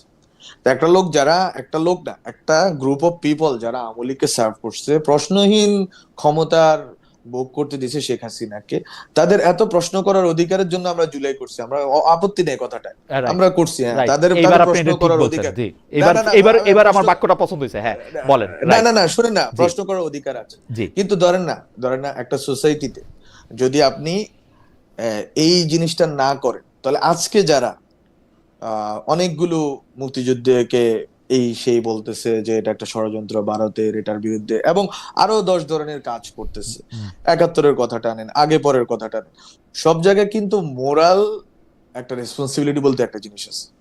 আমি তো বলতেছি না সাংবাদিকদেরকে আপনি গ্রেফতার করেন, কেউ মানে হাসিনার দালালি করছে তাকে তো আপনি গ্রেফতার করেন, এটা আমি বলি না, আমি কখনো বলি নাই। কিন্তু আমি সবসময় আমি নিজে থাকা অবস্থায় কিন্তু বলছি গ্রেফতার না, বরং এটা কি, এটা হচ্ছে যে আপনাকে একটা, আমি নিজে ইউএন কে চিঠি লিখছি জুন মাসে, 2025-এর জুন মাসে, যে আপনারা একটা স্বাধীন ফ্যাক্ট ফাইন্ডিং কমিশন করেন about journalism and media ecosystem in Bangladesh. এই চিঠি পাঠানো হয়েছে, এটা পরবর্তীতে কার্যকর করা যায় না কেন সেই গল্প আরেকদিন, কিন্তু এই চিঠি আমি পাঠাইছি যে এটা আপনার একটা ফ্যাক্ট ফাইন্ডিং করেন, আসলে কার কতটুকু অপরাধ, কার কতটুকু লজ্জা অপমান, মানে অপরাধ তো আসলে আপনি এইভাবে ঠিক করবেন না। ফৌজদারি অপরাধের কথা যেটা বললেন খালেদ ভাই, হুম। ফৌজদারি অপরাধটা তো আসলে আপনি ফৌজদারি অপরাধ হিসাব কিন্তু করলে আপনার কাছে কি মনে হয় অনেক। জনাব মাহফুজ, এই যে ডক্টর মোহাম্মদ ইউনূসের সরকারে, জনাব মাহফুজ আলমের সরকারে সাংবাদিকদের বিরুদ্ধে হত্যা মামলা দিয়ে আটকে রাখাটা কি আমাদের জন্য 2 বছরের বেশি সময়, তাদের জামিন হয় না, এটা কিরকম আপনি আমার বলেন তো? হ্যাঁ, ফৌজদারি আমি অপরাধ, আমি ফৌজদারি অপরাধটা আমি আসলে আমি দিয়া এটা আমি এটা নৈতিকতা আমি দিয়া, এটা আইন খুবই, দিয়া নৈতিকতা বা মানে এথিক্স, এগুলি আসলে বিচার করা যাবে না, আমি এটা আপনার সাথে একমত। কিন্তু আমি তার ভাই বিরুদ্ধে তো আপনি আমি একটা এটা ফৌজদারি অপরাধ দিছেন, মামলা দিছেন, দিয়া তারা আপনার জেলে আগের রাখতেছেন। আগে আগের টক শোতে আমি এই হুম, কথা বলে ফেলছি already hmm, about this things, যে সাংবাদিকদেরকে গ্রেফতার এবং এই পুরা হুম, প্রসেসটা। এখন আমি বলছি আপনার আগের কথাটাই যে বলছি, ওই কথাটা আবার রিটারেট করি, হুম, যে আপনার, আপনি হচ্ছে যে পুলিশিং সিস্টেমটা, আইন ব্যবস্থাটা, এটা রাতারাতি বদল করতে পারেন না। ফলে আপনাকে অনেকগুলো ইয়ার ভিতর দিয়ে আপনি হচ্ছে যে বিভিন্ন মামলার ভিতর দিয়ে আপনি হচ্ছে ওদেরকে গ্রেপ্তার করছেন, কিন্তু যেটা সংকটটা তৈরি করছে, যেটা আমি মনে করি, আমি নিজের জায়গা থেকে ব্যাখ্যা করি যেটাকে, যেটা আজও পর্যন্ত সংকট, সেই সংকট হচ্ছে আপনি লিগাল লিগাল প্রসিডিউরের ভিতরে ঢুকান নাই এদেরকে। আপনি ধরেন না এটাকে একটা হত্যা মামলা করছেন, হত্যা মামলা তো সে হয়তো হত্যার ছিল না, এটা তো ফ্যাকচুয়ালি এটা হুম, অ্যানালাইসিস হবে, পরবর্তীতে এটা কোর্টে হুম, হুম, সবকিছু সাবমিশন হবে, তারপর বোঝা যাবে। কিন্তু আমরা ধরেন না প্রাইমা ফেসি বুঝে নিলাম সে আসলে তো ওই সময় হুম, টিভি স্টেশনে ছিল, সে তো হত্যা করতে যায়নি। হুম, কিন্তু ধরেন না এই মানুষটাকেই আপনি বিচারের আওতায় আনার, বিচারের বলেন, আপনি গণশুনানি বলেন, আপনি 10 ধরনের পদ্ধতি আছে, একটা ম্যাসকিলিং, ম্যাসাকার, জেনোসাইডের পরে 10 ধরনের পদ্ধতি আছে, যে আপনি কিভাবে হুম, এটাকে আপনি হুম, মিটিগেট করবেন, নেগোশিয়েট করবেন। হুম, আমি যে কথাটা বলছি, আপনি এটাকে কিভাবে মানুষের মধ্যে হুম, রিকনসাইল করবেন। আপনার তো সোসাইটিতে এই লোকটা থাকবে, এই হুম, লোকটা তো প্রশ্ন করতে চায়, করুক, কোনো অসুবিধা নেই। কিন্তু আমি এই জন্য বলছি, তাকে তো এটা আপনার নিজের কাছেই তো, একটা মানুষের কাছে তো গ্লানি লাগার কথা, হুম, যে এতগুলো মানুষের জীবনের উপর দিয়া হাসিনা টিকে ছিল। আমাকে ওই জায়গাটাতে সাপোর্ট আমি করছি, আমি ওর থেকে সুবিধা নিছি, খাম নিছি, হ্যাঁ, প্লট নিছি, সুবিধা নিছি, তারপর হচ্ছে দেশে বিদেশে ঘুরে বেড়াইছি, পত্রিকা স্টেশন দখল হুম, করছি, টেলিভিশন স্টেশন দখল করছি।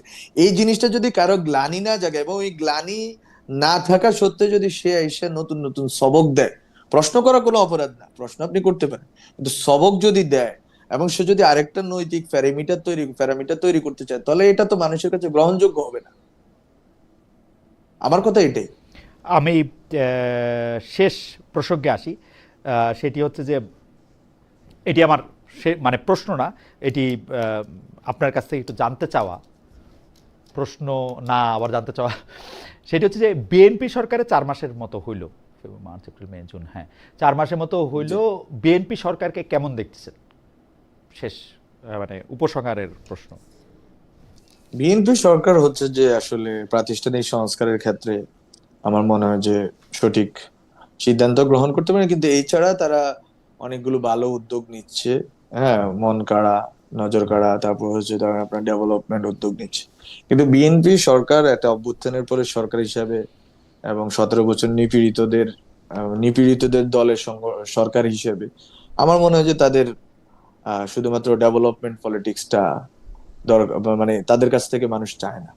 তাদের কাছ থেকে মানুষ রিকনস্ট্রাকশন, তারা যদি বলে রিকনস্ট্রাকশন করবে, সংস্কার খারাপ শব্দ, এটা প্রফেসর ইউনূসের শব্দ, এনসিবি শব্দ, তো তারা রিকনস্ট্রাক্টই করুক না।